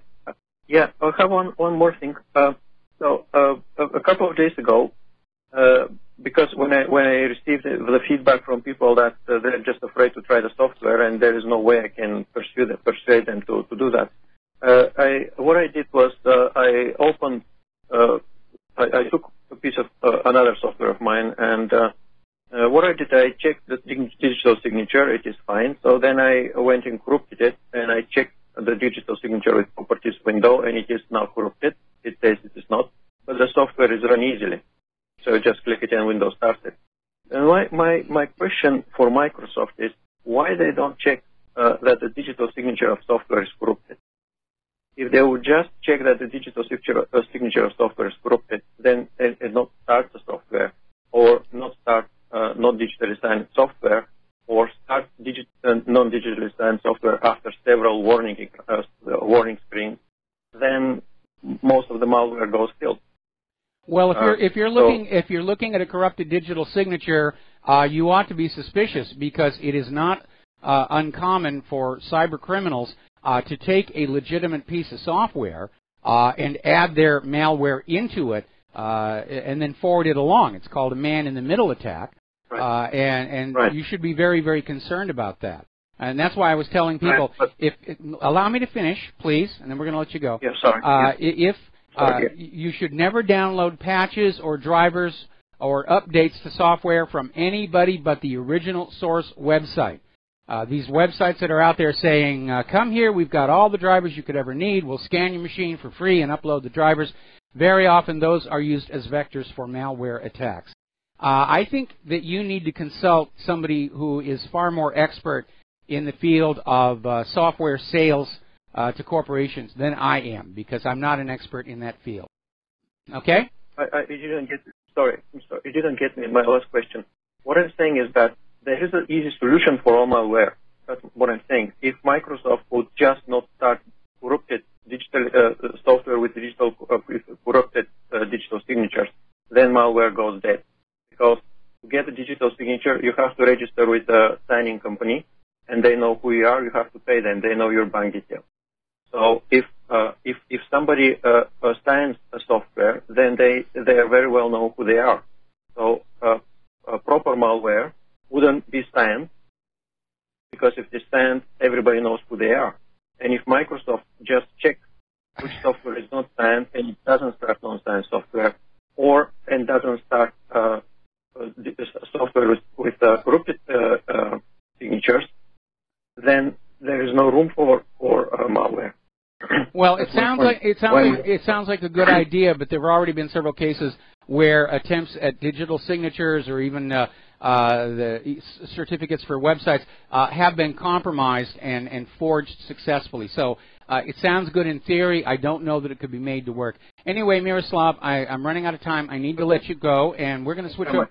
We're going to switch to Jeff in St. Paul. Aloha. Welcome to the show. What's on your mind? Hey, talking about cultural appropriations, I'm a cab driver, Irish heritage, and about 10 years ago, my sister works in a deli that has a partnership with a Chinese food chain, so they lease a little space for their woks and refrigerators, and they have a little display case. Christmas week, one of the cooks just takes off his apron, hands it to the boss, and walks out. So the guy says to my sister, "Where am I going to find a wok cook on Christmas week?" And my sister says, "Well, my brother's a cab driver. If you call him, he'll come in and try to help." So they call me. I come in and learn how to be a wok cook, right? Yes. And I did good. It's a great way to cook. Well, after a year or so, I went and applied at a Chinese restaurant, and they refused to hire me because I wasn't Chinese. I says, "Can I come back and show you how I can do all your recipes? I already know them. I can know them by heart." No. And so maybe I need to start a place called the Irish Wok. That would actually fly. That would actually fly. You actually would have had a case of job discrimination on the basis of race, but again, we don't know what the rules are anymore. This idea of cultural appropriation is now permitted to discriminate on the basis of race. Boy, what a major setback for social progress in this country. Anyway, Jeff. Now, like watching your show. Okay, like this afternoon, it ran for half an hour on my iPad, and then it stopped, and I reloaded it, and the video was Morris 108, and then it ran for another half hour, and it was Katy Perry on the video instead of you. So someone's messing with you. Are you talking about BAM user, or where are you trying to watch it? Well, what really happened? And I placed for about a half hour, and then it crashes, and then I load it up, and there's another video on the screen. Okay. Yeah, well, we are getting messed with on a major basis, and I found in Pride Loose one real major headache earlier today. It's why I was a little less than prepared for the show, and I got to look for another one after the show is over. And it really is it's out of control. The cybercrime problem is totally out of control. Anyway, Jeff, running out of time. I got to let you go. Talk to you later. Nico in Southern California, aloha. Welcome to the show. What's on your mind? Aloha, nui nui. Aloha, nui nui. So, on cultural appropriation, my family is Italian. We actually had a very well-known Italian restaurant in Southern California for many years. Presidents, actors, the Rat Pack, they all came in, What was it called? I just think that it's ridiculous. It was called, it's called Petrocello's. Oh, I think I remember that. Yeah, that's my family's restaurant. It closed in 1997. Oh, okay. Yeah, so and then it was out towards Riverside there. It was, it's got a really good story to it, but the reason for calling is that, I don't know, since as long as I could remember, we had a very broad spectrum of nationalities working in the kitchen. A lot of it would be your typical Southern California workers, say, probably Mexican or from south of the border. And I just think that if they really wanted to push cultural appropriation and only certain kind of people can make only certain kind of food, I think like every restaurant in the country would have to shut down. Quite frankly, I think it's the stupidest thing I've ever heard. I absolutely agree. Anyway, Nico, got to let you go. Running out of time. We're going to take one more phone call, then close the lines, try and get some news before Ellen Brown joins us. Alex in San Antonio, aloha. Welcome to the show. What's on your mind? Aloha, Mike. I was calling because I'd like to talk to you a little bit about the perceived bubble that I think Bitcoin is in. I'm not sure if you're familiar with how it works, but I know at one point you said it could have been a way to create a key, but there's a blockage in the blockchain. It's literally like an impasse, and there's about 150,000 transactions that are clogged right now, and which means that if there's a pullback, people won't be able to get out of their money because they won't be able to transact. And it's one of the drawbacks that these cryptocurrencies have, because their mercantile exchange is not that huge yet. Yes. It is growing exponentially every day, but it's not at a point where you can trade with it like you would with regular currency, simply because the market for it isn't there yet. But it is going to grow, and it is here to stay. There's just going to be. I'm just advising people, because I've been in Bitcoin since it crashed to zero, and I left $5 in there just because I wanted to be cheap. I never knew I would eventually have, a good amount of money built up in Bitcoin. But now that I'm transacting in it and have a coin account, I'm finding that it is very difficult to get out of your position. Like, let's say, someone just asked me for a loan, and I wanted to help them, so I wanted to sell off some of my position, and I literally found myself not being able to. So I would urge caution to a lot of people that are watching this thing go up meteorically. It's gonna come back down the same way. Because even if you wanted to transact right now and get out of it, you really can't unless you found someone to give you actual cash for a USB or a memory card. Yeah, that's one of the areas where the interface with the regular economy is still not well developed. I had a situation a while ago where a competing cryptocurrency was trying to get me on board promoting their particular product, and I was starting to learn how cryptocurrencies work, because I'm not an expert on that, most assuredly. But unfortunately, Hawaii outlawed that particular cryptocurrency, and so I got back out of it. I know it's a tremendous potential. My concern is ultimately that somehow the owners of the private central banks are going to find a way to own the cryptocurrencies as well and use them to their nefarious purposes, maybe even as an entree to the cashless society in place of the U.S. dollar. All right, Alex, going to let you go. Okay, got to let you go. Got to do a commercial break. We'll be right back. And aloha, America. Welcome back to our show here. And speaking of computers and encryption and everything, there is a decryptor for the WannaCry worm that is still out there. Now, the first version has pretty much stopped propagating because of that very clever gentleman in London finding the kill switch domain and registering it so it's on DNS. And the way the first version of WannaCry would work is when it infected a machine, it would go on out over the net and see if the domain existed, and if the domain did not exist, would continue to propagate itself. The second version, the kill switch didn't really kill it, but slowed it down. Unfortunately, now there's a third version out where there does not appear to be a kill switch at all.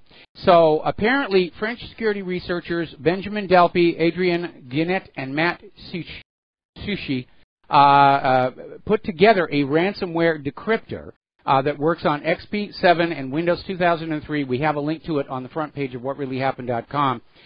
The only problem is, we mentioned this before, it recovers the encryption key from memory inside the Windows standard encryption interface, which is something that WannaCry cannot delete once it's done encrypting your files. It deletes the key it's using internally, but the key is still inside the Windows encryption infrastructure. And this tool will find it and decrypt all your files. But again, the problem is, if the memory has been overwritten or you've rebooted the system, it is all over and done with on this situation. And it really is, it's an out-of-control problem. And for some reason, the governments of the world don't seem to be concerned about it. Well, Russia is. Russia's arresting hackers left and right over there. There is another aspect to all of this you need to be aware of, and that is, of course, the threat from WannaCry has spawned yet another surge of scammers that are out there saying, we will protect your system from WannaCry, or we will remove it. And apparently the police have issued a warning over fake support scams that are using WannaCry to scare PC users into paying up. This is coming from ZDNet. And finally, I've been talking about the problem with online advertising becoming abusive, aggressive, being used to serve up malware. It's a constant headache for us over here at whatreallyhappened.com.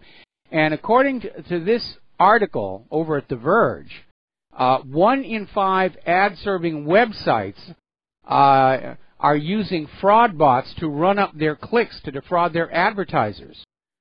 And this is a new report from White Ops, and basically saying that people will set up these online advertising companies. Apparently it focuses more on the advertisers who serve video, and then they'll set up web bots that will visit the ads over and over again to run up the click count and defraud their advertisers. And they're saying that roughly 20% of the online advertising industry is engaging in this fraud. You know, if I did not have this strong moral, ethical sense, I could be very rich right now. All right, we're going to take a break here. We're going to come back with Ellen Brown talking about the economy, talking about banking, talking about, well, whatever she wants to talk about, because she has got a lot to say. We'll be right back. And aloha, America. Welcome back to our show, hour number 3. Our phone lines are closed for this hour. Joining us on the phone right now is Ellen Brown. She is an economic banking expert. She's done a lot of writing, been a huge admirer of this person for a long, long time. Ellen, thank you for spending time with us today. Thanks, Michael. I've been an admirer of yours as well. Oh, well, that's always good to hear. I wanted to get you on the show here to talk about things like the feasibility of Trump's infrastructure plan, and you had written an article about it saying that if Trump were to handle the infrastructure the way other countries have done, that it could actually cost 50% less than the usual method of borrowing money from the banks and then paying it back with interest. Do you want to expand on that, please? Yeah, well, China, for example, has built 12,000 miles of high-speed rail, and just in the last 10 years, which is basically during the time that we've been talking about it. And how do they do it? They fund it through, they own, I think, 80% of their banks. They used to own, or the state, the government used to own all their banks, but I think they're down to 80% now. But they own the big banks, the infrastructure bank and the central bank and so forth. And so they can borrow directly from their banks, which they own, and they get the interest, which is 50% of the cost of infrastructure on average in the U.S. over a long-term loan. So basically they get their loans for interest-free, cutting the cost in half, and then they can just build what they're basically drawing on their own credit and can build whatever they decide to build, and the profits from the high-speed rail pays those loans back. But the trick, the secret to banking is that all banks just create the money they lend on their books. That used to be considered conspiracy theory, but now the Bank of England has acknowledged it, and the Bundesbank has acknowledged it. The Bundesbank just in April. The Bank of England, I think in 2014, said in their quarterly report, they said, contrary to popular belief, banks do not lend their deposits. They actually create deposits when they make loans. And, said the bank, 97% of the money supply, that would be the UK money supply, is created in this way. And the US money supply is basically the same. So if you own the bank, and the bank just issues that credit on its books, then basically the whole thing is free to you. I mean, in order to balance their books, when they joined the World Trade Organization, they had to agree to balance their books. So you have to theoretically get that money back, but obviously you don't have a lot of downside if you created it in the first place, and your own central bank has the power to money. Well, and the problem is that those who borrow the money are not free to simply create the money out of thin air to make the loan repayment. And, of course, there is that interest, which is money that never really existed in the first place, if you think about it. And that's why this system of banking is such a trap, because by design it creates more debt than money with which to pay the debt. But getting on back to the infrastructure, especially as it regards what Donald Trump wants to do, the way China does it, the loans do technically accrue interest, but that interest goes back to the government of China. And so basically they're getting their infrastructure funded for zero interest. They're basically just borrowing and repaying the cost of the infrastructure itself and nothing else over and above it. Now, Canada used to have that system because the charter for the Bank of Canada, and the Bank of Canada is rather unique in that it is owned by the people of Canada, But the Charter for the Bank of Canada declared that loans for government infrastructure development would be interest-free, but unfortunately that went away a while ago, and I think this had something to do with joining the World Trade Organization, where the Government of Canada now goes to ordinary banks to borrow money for infrastructure that charge interest and then makes the Canadian people pay for that interest, even though interest-free loans are technically available from the Bank of Canada. And there was this lawsuit, the name of it is eluding me at the moment, that they were trying to basically go back to that system. Mm-hmm. It's brought by the COMER, which is the Committee for Monetary and Economic Reform. In 1974, as they allege, and I think they're right, I've written this too, in 1974, Canada joined the Basel Committee, which was part of the Bank for International Settlements, and the new rules under the Basel Committee, that was when we had stagflation going on, and this was blamed on governments printing money or borrowing from their own central banks, which created the money. So it was based on Milton Friedman's argument that inflation is always and everywhere a monetary phenomenon, which it isn't. I mean, he was saying that if you have inflation, it's always because the money supply has increased, but that's not true. At that time, there were other reasons why we had inflation. One was that Henry Kissinger apparently had negotiated a secret deal with the OPEC countries to sell their oil only in dollars, and Kissinger said, we will make you very rich. We are going to quadruple the price of oil, but in return you will sell your oil only in U.S. dollars, and we will protect you militarily, protect the ruling families. So that was the beginning of, that was after the U.S. had gone off the gold standard internationally when, in 1971, when Nixon closed the gold window and said, we're out, we've run out of gold, so no longer will your dollars be redeemable in gold. So the dollar plunged, and in order to regain its global reserve status, our State Department devised this plan to back it with oil, essentially. Yes, the petrodollar deal. For the price of oil. Sorry? I said the petrodollar deal, and they're still continuing that today. They're trying to make sure that all natural resources are traded only for U.S. dollars, because without that, there isn't a whole heck of a lot left holding our economy up. Well, yes, but I don't think that can be. I mean, obviously the Chinese are selling the Chinese and the Russians are negotiating, et cetera. I don't think they can maintain that anymore. So that quadrupled the price of oil globally, and the countries that didn't have their own oil then had to borrow. So, of course, they had to borrow from U.S. banks because they needed U.S. dollars in order to buy their oil. So that drove up the price of everything. If the price of oil goes way up, that drives up prices and puts all these countries in debt. So that was one thing that caused inflation. Another was that labor was very strong then, and so the labor unions were demanding more wages, and that drove up the cost. And then the central banks preemptively trying to bring down inflation, raised interest rates. In 1980, Paul Volcker raised interest rates to 20%. So this is another cost of doing business. So that clearly would, it stopped the borrowing, which is what he intended to do, but it also drove up prices in the sense that, it would drive up the cost of manufacturing things. Yeah, so anyway, it does seem, pardon me for interrupting, and first of all, I have to do a shout-out now to our on-air affiliates who are just now rejoining our network, and our guest today is Ellen Brown. We're talking about banking, the economics of infrastructure development. We're going to be hitting a lot of other topics later in the hour.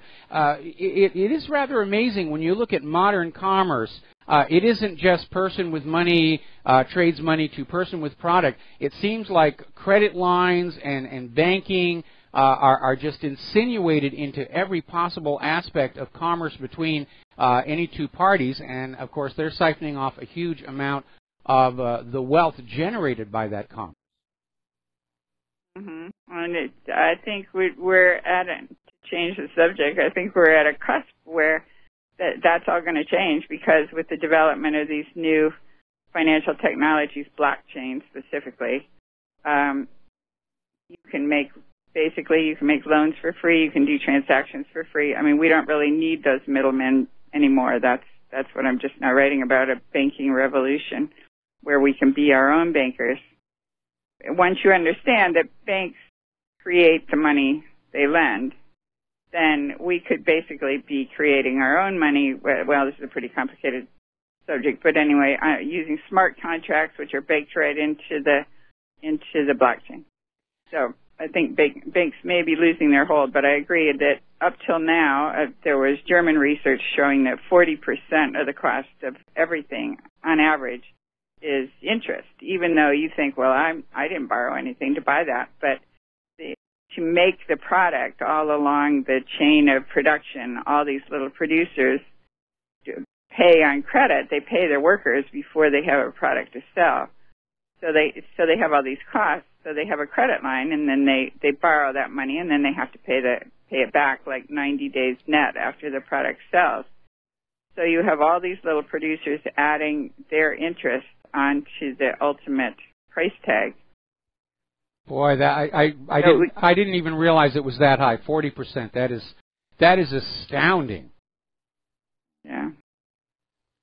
So that and you can see that where we've got this we've got basically two economies growing. I mean, there is a theory that there's a debt virus theory that the problem with the system is that all money is created at interest, and the interest isn't created in the original loan, and mathematically this is not sustainable. And I actually subscribe to that theory, but I get all kinds of pushback from people who say, well, you're not taking into account the velocity of money, that it's paid back monthly, and if the lender pays the money back into the market, he hires the borrowers to scrub his floors. It can work out mathematically. That's true.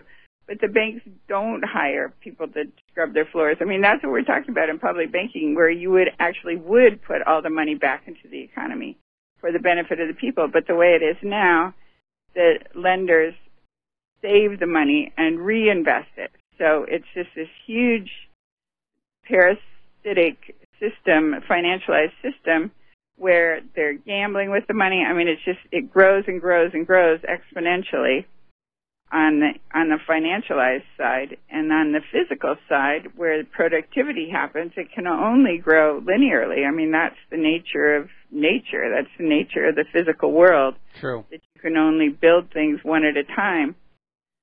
So it's a mathematical impossibility, and you can see that now that's what's clearly happening, because there's such a great divide now between the rich and the poor, where the upper, handful of families owns as much as half the world. Everybody else, yeah. Well, I mean, it all really comes down to the fact that when you have a bank that is literally inventing money out of thin air, the instant they loan that first pretty printed piece of paper into circulation, more money is owed to that bank than actually exists. And that is really the root cause of why the debt continues to get out of control, why no matter how hard you work or how much you sacrifice, the debt can never be repaid. We're seeing that happen now in Greece. We're seeing it. We saw it happen in Cyprus. It's starting to happen all over the world. Simply because, as you say, the productivity is linear, and the more and more people are struggling with these bank-created debts, they have less and less with which to power the commerce. And we're seeing it with the harm to the retail sector of our economy. Prior to the 2008 mortgage-backed security fraud meltdown, roughly 60% of the U.S. economy was consumer spending. And that has now evaporated, and we're seeing iconic American retailers start to close their doors. Sears is about to go. Radio Shack is on the verge of going. Every day when I do this show, there's another retailer that has closed their doors. The shopping mall we have down here at the bottom of this hill on Oahu, they've got huge numbers of vacancies. And I admire the courage of people who will go on in there and try and start a business. But you look at some of them and you say, this is a business that would do well in good economic times, but they don't have a chance of surviving now. When you have all the money concentrated up at the very top, the economy locks up. To have the economy working healthy, there's got to be a recycling machine that takes some of that wealth from the very top, pumps it back down to the bottom, so that workers, middle-class people can trade their labor for decent wages and salaries, and then pump that money back on in to go to the malls and buy things, to go buy new cars, to go buy big screen TVs and keep the system going. But unfortunately, our system has evolved away from capitalism years ago, and it is now very heavily fascistic. And it is literally designed where all the real wealth is being drawn up to the very, very top and not allowed to come on back down for commerce, for rebuilding. And we're seeing the effects every day. But unfortunately, the people who own these banks, the people who are at the top of these financial corporations, they're money junkies. They're literally addicted to wealth. No matter how much they make, it's not going to be enough. They need that rush the next day. And like addicts of cocaine or heroin or meth or anything else, they literally are oblivious to the damage their addiction is doing to those around them. And that is really a big part of the problem we're dealing with.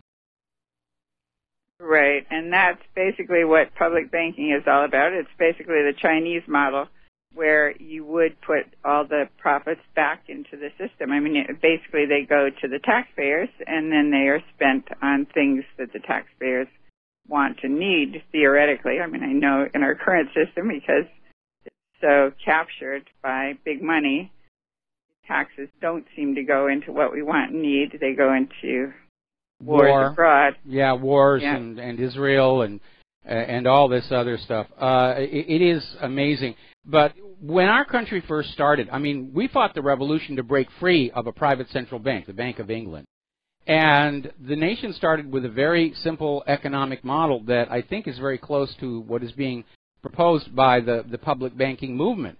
And that was that in the case of the Founding Fathers, the government created the money, spent it into circulation, interest-free. It flowed through commerce without accruing interest, and then was simply taxed back at the end of the cycle in the exact same amount to balance the books and close the whole thing off. And it's a stable system, and it worked for the country, and it worked for, more importantly, the people of the country. And almost immediately, those private central banking families in Europe came on in and said, we can't let that stick around.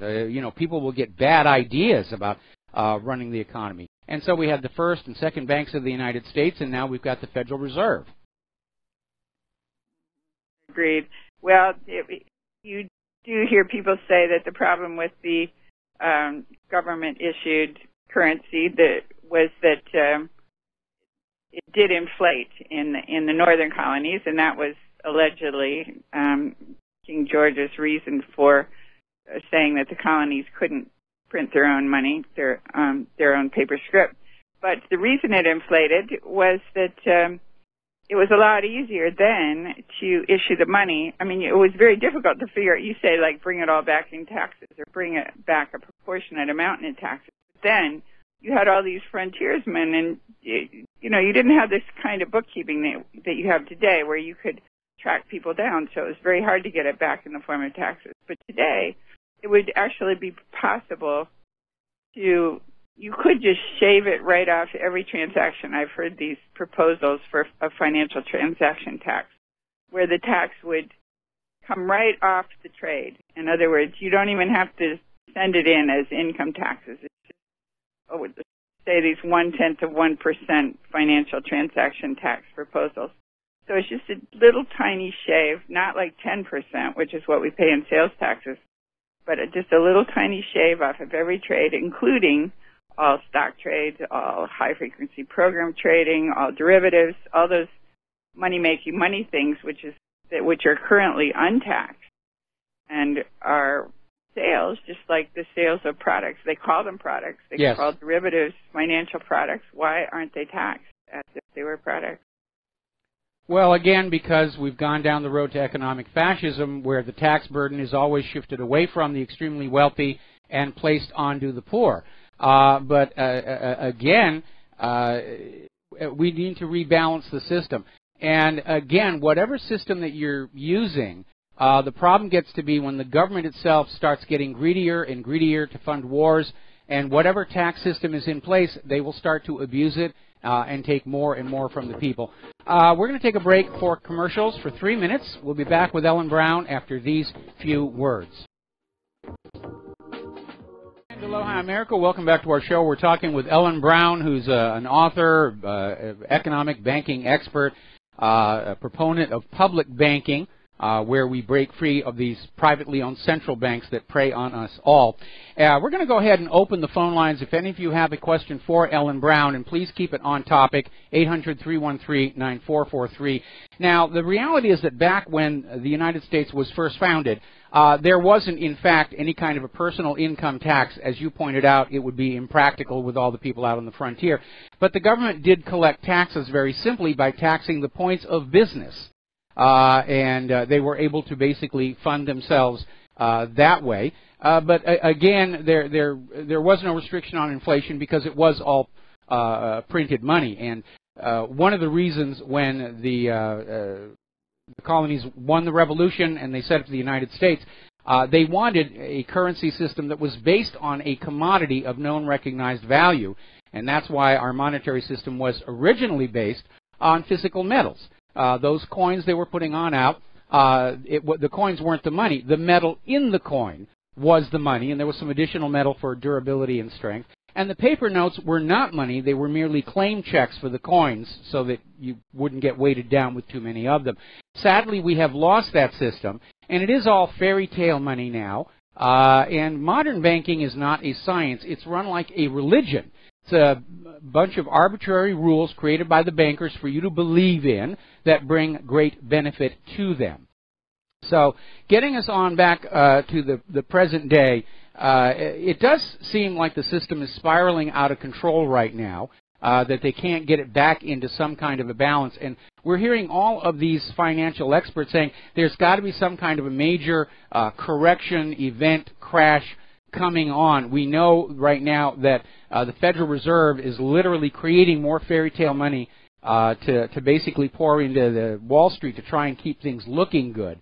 But anybody walking along the streets of our country, looking at the retail vacancies, the cracked pavement, the homeless problem, they understand something has really gone wrong with our economy here, and we do need to address it.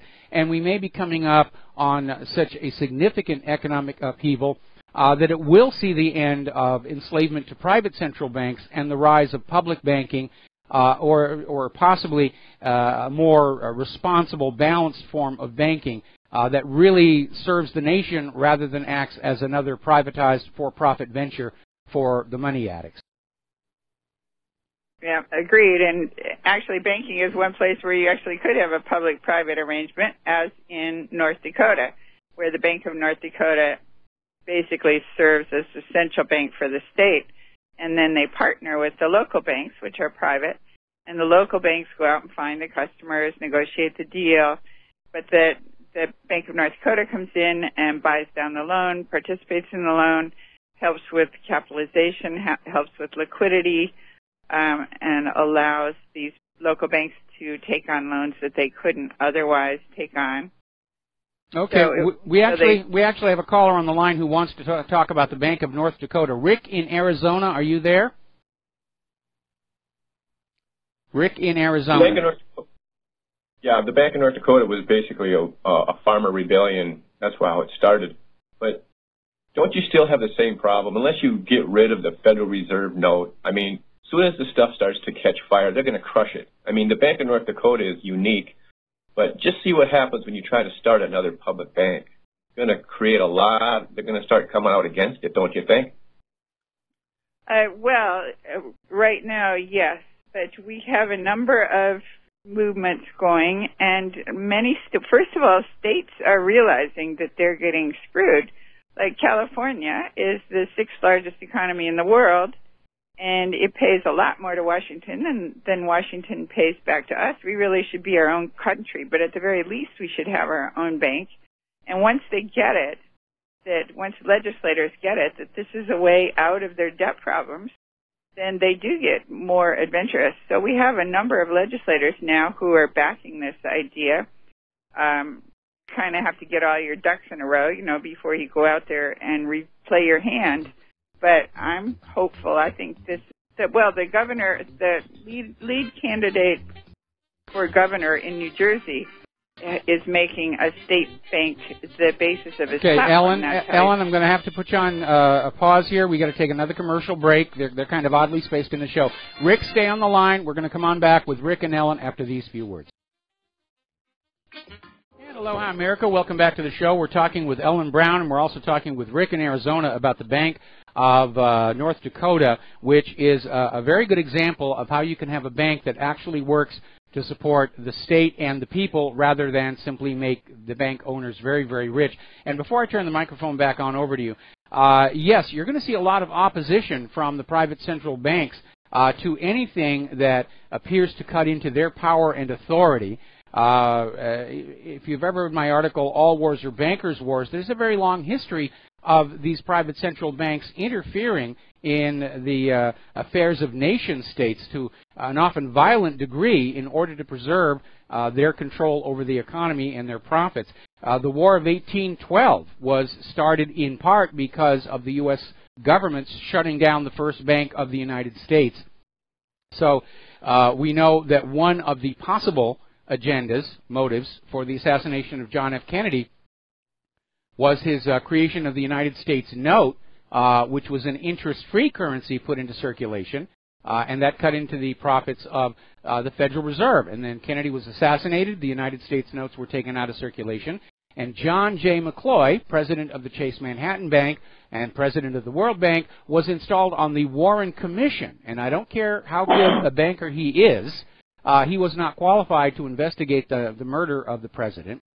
So he probably was there to make sure that any indications of a link between Kennedy's economic policies and the assassination were never allowed to go public. So, Ellen, obviously you seem to think the Bank of North Dakota is a really good way to go and that we should all follow that pattern. Yes, well, I agree it's going to be difficult to get these banks set up, but I think if New Jersey prevails, for example, everybody else will follow when they see how well that model works. I mean, already it's because we have the Bank of North Dakota that we even have a movement going, because we have one model that's working actually brilliantly well. There was an article in 2014 in the Wall Street Journal that said the Bank of North Dakota was more profitable than J.P. Morgan Chase. But that article attributed it to oil, but we've had an oil bust for the last over 2 years, and North Dakota itself was really struggling, but the Bank of North Dakota every year has reported record profits greater than the last for the last 15 years. So they're just going like gangbusters. I mean, it's just a really good model. It's just a very efficient model. They have very low costs. They don't pay bonuses, fees, or commissions. They don't have private shareholders sucking out the profits. They don't actually have to have a lot of branches or tellers or ATMs because they're basically a banker's bank. You could have two guys sitting in an office and shuffling numbers around on a computer screen and just making things work. In other words, taking in the deposits of state. That's the model, that by law all of the state's revenues are deposited in the Bank of North Dakota, and then they are able to make loans like all banks do, but they're not actually lending their deposits. So they're actually leveraging their capital, and by now they've built up a very nice capital base. So they can basically make loans for whatever the state needs and do it at half price because the interest goes back to the state. So they're making low interest loans to local cities, and even the low amount of interest goes back to the state. So it's a win-win-win for the people. It certainly does. We've been hearing about the Bank of North Dakota for a while. Rick, do you have anything else to say here? Because we've got a caller on the line who may have to leave, and I'd like to switch over. I just want to say, just keep your eyes on North Dakota and see how badly beat up on it. You know, there's international finance out there that would like to crush the state because of this bank, so just keep your eyes peeled on it. Thanks for the call. All right, thank you very much for the call. And obviously, as New Jersey moves to try and implement the same system, I imagine we'll see a big political stink raised about that. Peter in Dallas, aloha, welcome to the show. Do you have a question for Ellen Brown? Hi, Michael. Hey, I think the first time I called into you, I asked you to get Ellen Brown on the radio, and I was so pleased to hear her speaking when I turned you on today. Well, here she is. Thank you. Hey, I probably have a stupid question. I just can't figure out why it wouldn't work. I understand about the banking cycle. I've read your book, Ellen, and I get it. But is this a possibility? Could we simply have the federal government spend money into existence, tax without tax, and then let the inflation rate be the tax on the people every year? And then nobody pays taxes, and the tax is the inflation rate. I mean, it seems awfully simple. I'm sure there must be some reason why it wouldn't work. But yeah, because then you'd wind up in Zimbabwe territory where everybody's carrying around paper notes saying $100 trillion, and they would be seen as virtually worthless. The federal government overspends now. The problem is that wages are sticky. You can't really get wages to come up the same rate that you inflate, that you put money out there. So you're going to have a lot of people that just can't afford things. So then demand falls off, and it's a drain on the economy. It slows things. I'm saying no one tax. The only tax that they would experience would be the inflation rate. No. You got to listen to what Ellen's saying. You've got to listen to what Ellen is saying because you've got to pay for your products with the same wages. So if things go up, if your rent goes up and you don't have the money in your wages, then you're not going to be able to pay your rent. So somehow you've got to get employers to keep in step with the inflation rate. I mean, it's a pretty hard system to regulate. It would be easier, it seems to me, to do a financial transactions tax instead of income tax, where you just shave a little bit off every transaction, including all these financialized transactions, which is actually where the big money is, much bigger than our little sales purchases. I mean, if we only it would shift the tax burden back onto those who have the resources to pay the taxes.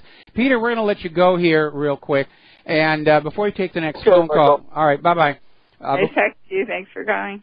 Before we, well, let's go on to the next caller anyway. Jeff in Idaho, aloha. Do you have a question for Ellen Brown? Hi, Ellen. I was helping when Ron Paul was around in 2008, and this is a question like in regard to Joan Beyond with her when central banks rule the world. Your work, the British East India Company, the Dutch East India Company that have been doing the bankers' wars that Mike talked about for the past 350 years. Would a county model of the three with the county sheriffs work better than trying to whack a whole state like New Jersey at once? Because there's two systems going on. There's one of international commerce that's based on fiat money, and then there's the original, U.S. notes that were based on trade and hard currencies. Do you think that if Trump was trying to come at you and from that direction, that you could maybe help him with some policies like that? I'm not quite sure I understand your question, but I agree that local is a good place to start. I mean, we have a lot of movements for cities to set up their own banks. The problem is you've got to have enough money in your city for deposits and capital to capitalize this bank. But cities are where you can reach your government, and have an influence, where it seems to me we really don't have any control over what goes on in Congress. But I didn't understand what you meant about influencing Trump.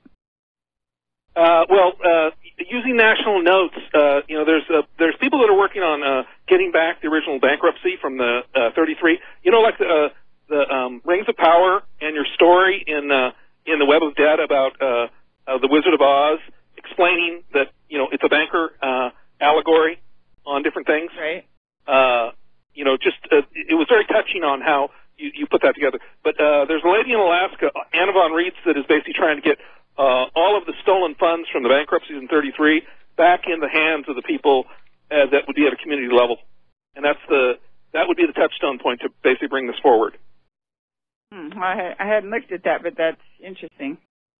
Yeah, her website is Anna Von Reitz, ANNAVONRETIZ.com, and PaulStrammer.net has her postings daily. All right, well, we'll take a look at that. We'll definitely take a look. And thanks, guys. All right, Jeff, we're going to let you go. We're going to close the phone lines now because I'm sure Ellen has a lot more to say. We did get a question by email, though, and this is a good one. I get asked this all the time. What is the difference between a regular bank and a credit union? A credit union actually does lend its depositors money, so it doesn't do the same kind of leveraging that a depository bank does. And the credit unions are circumscribed by regulations. There was an actual effort to suppress the credit unions and that whole model. But it's a very good model in the sense that the credit union is owned by the customers, and so the profits basically go back to the customers. The difference between that and a public bank would be that a public bank is owned by the government.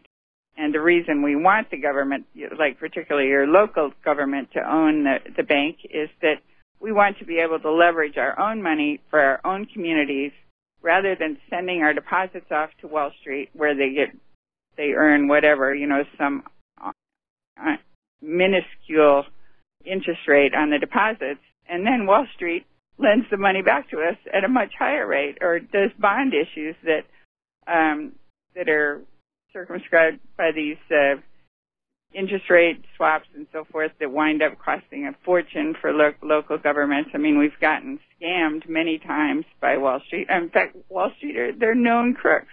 Yes. So we have this movement now to divest from Wall Street. But the question is, if you pull your money out of there, where do you put it? Because governments have way more money than a credit union could handle, or even local banks really don't want government money because they have to collateralize it at 110%, which means they have to put up actually more money as collateral than they get in deposits. So it doesn't really do them any good. Well, we're getting on back to the topic of inflation. One of the alarming things that happened, I think this was about 10 years ago, is that the U.S. government stopped issuing what was called the M3 aggregate indicator. And this was very simply a calculation of how much currency was in circulation at the time, and it was relied on as being a solid indicator of the rate of inflation. And then all of a sudden that is now being withheld. We know that the U.S. government's calculation for inflation is suspect because it does not include food and fuel, which are the two areas where inflation tends to show up first. So one of the problems I think we're all dealing with is that we can't rely on the information we are actually getting from the government about the state of the economy. We know the unemployment figure is an absolute joke. They're saying it's down 4 or 5% unemployment. Well, that's only the number of people who lost their jobs in the last couple of weeks. And behind them are more than 90 million legal American citizens willing and able to work who have not been able to find a job for months, if not years. And they're simply being treated like they don't exist anymore, because if they were being calculated in, the official unemployment rate would be above what it was during the Depression of the 1930s. And so it's kind of hard to figure out what's going on. But again, it's getting back to the point I made at the beginning. We're seeing all of these financial experts who are out there saying the system is on the edge of breaking. I have another question from you from the email. No, I'm sorry, that was the same question. Disregard that. So, Ellen, getting on back to infrastructure, one of the alarming things that we have been seeing happen is a cycle where a government, local, national, will use taxpayer money to build some piece of infrastructure. Then there is a hue and cry for it to be privatized, where it is being sold into possession of a corporation, sometimes foreign-owned. They put toll booths on it, and it almost seems like that is another form of scam, because since the taxpayers paid for it, it's the taxpayers' property. Should the government really have the ability to simply take something that the taxpayers paid for and turn it over to private ownership? But we're seeing this happen in Greece right now. We're part of this strangulation program coming down from the IMF in Brussels, is that Greece is being told they have to start privatizing more and more of Greek national assets. And I don't know where the end of that is going to be. Maybe the Parthenon is going to be a new decoration in front of a casino in Las Vegas or something, like they did with the bridge from London. But it almost seems like the end goal of all of this private central banking manipulation isn't to have all the money, because they know it's just made-up fairy tale money, but to actually take the real assets of the world and put them all in their pockets. It almost sounds like a return to feudalism, where instead of the people owning the land owns the people, and we're all just the serfs of the few ultra-rich lords and ladies. And it almost seems like civilization is going backward at this point. I agree. Feudalism is the goal. Do you remember Aaron Russo's movie where he said he had been befriended by a Rockefeller? It was Nick Rockefeller. Yes, I remember. Who thought he could bring Aaron Russo into the inner circle, and so he was divulging all these secrets.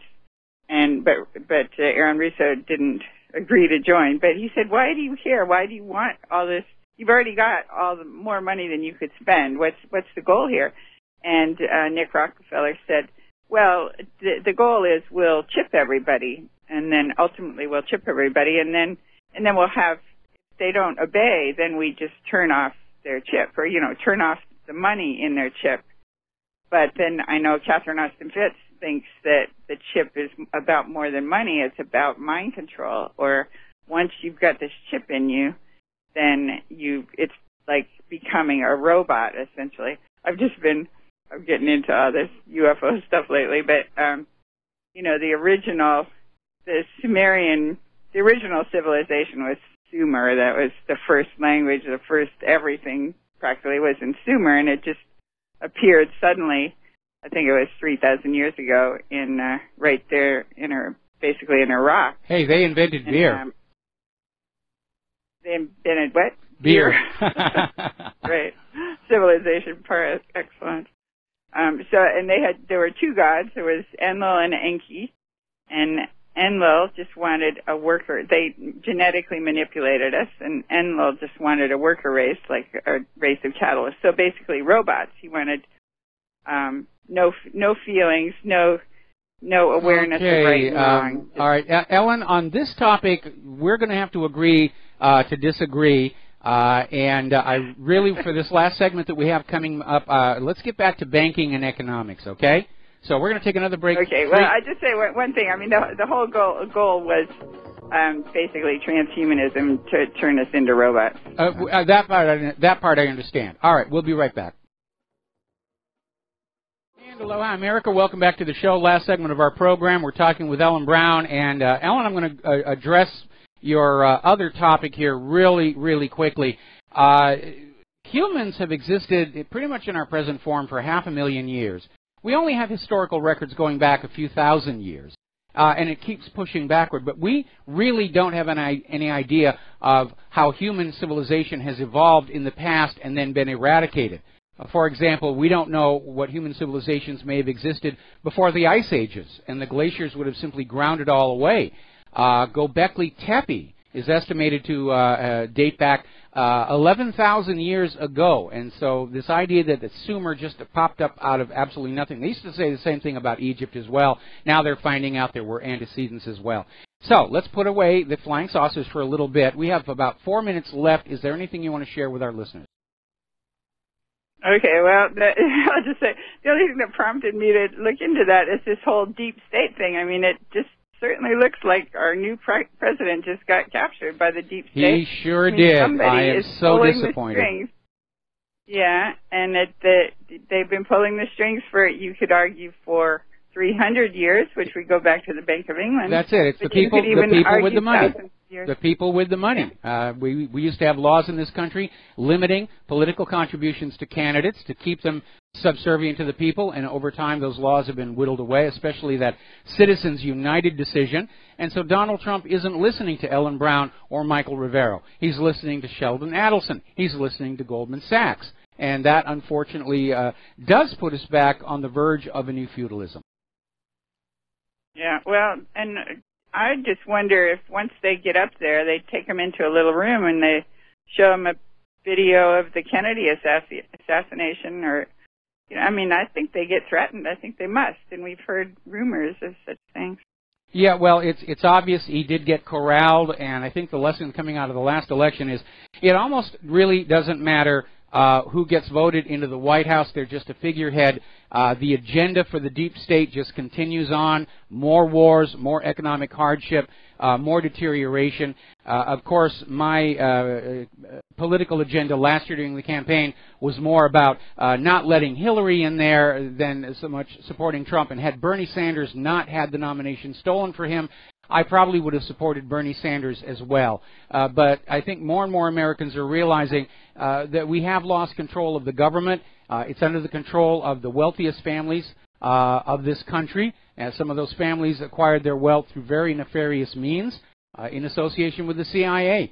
But it feels to me like our country is on the verge of a Soviet-style collapse, and that might actually be the best possible outcome for the situation that we're in. It would certainly open the doors for the public banking movement as we rebuild the nation and say no more privately owned central banks, because they're tools of enslavement. They are not there to serve the people and the nation. They are there to make their owners rich on the backs of everybody else.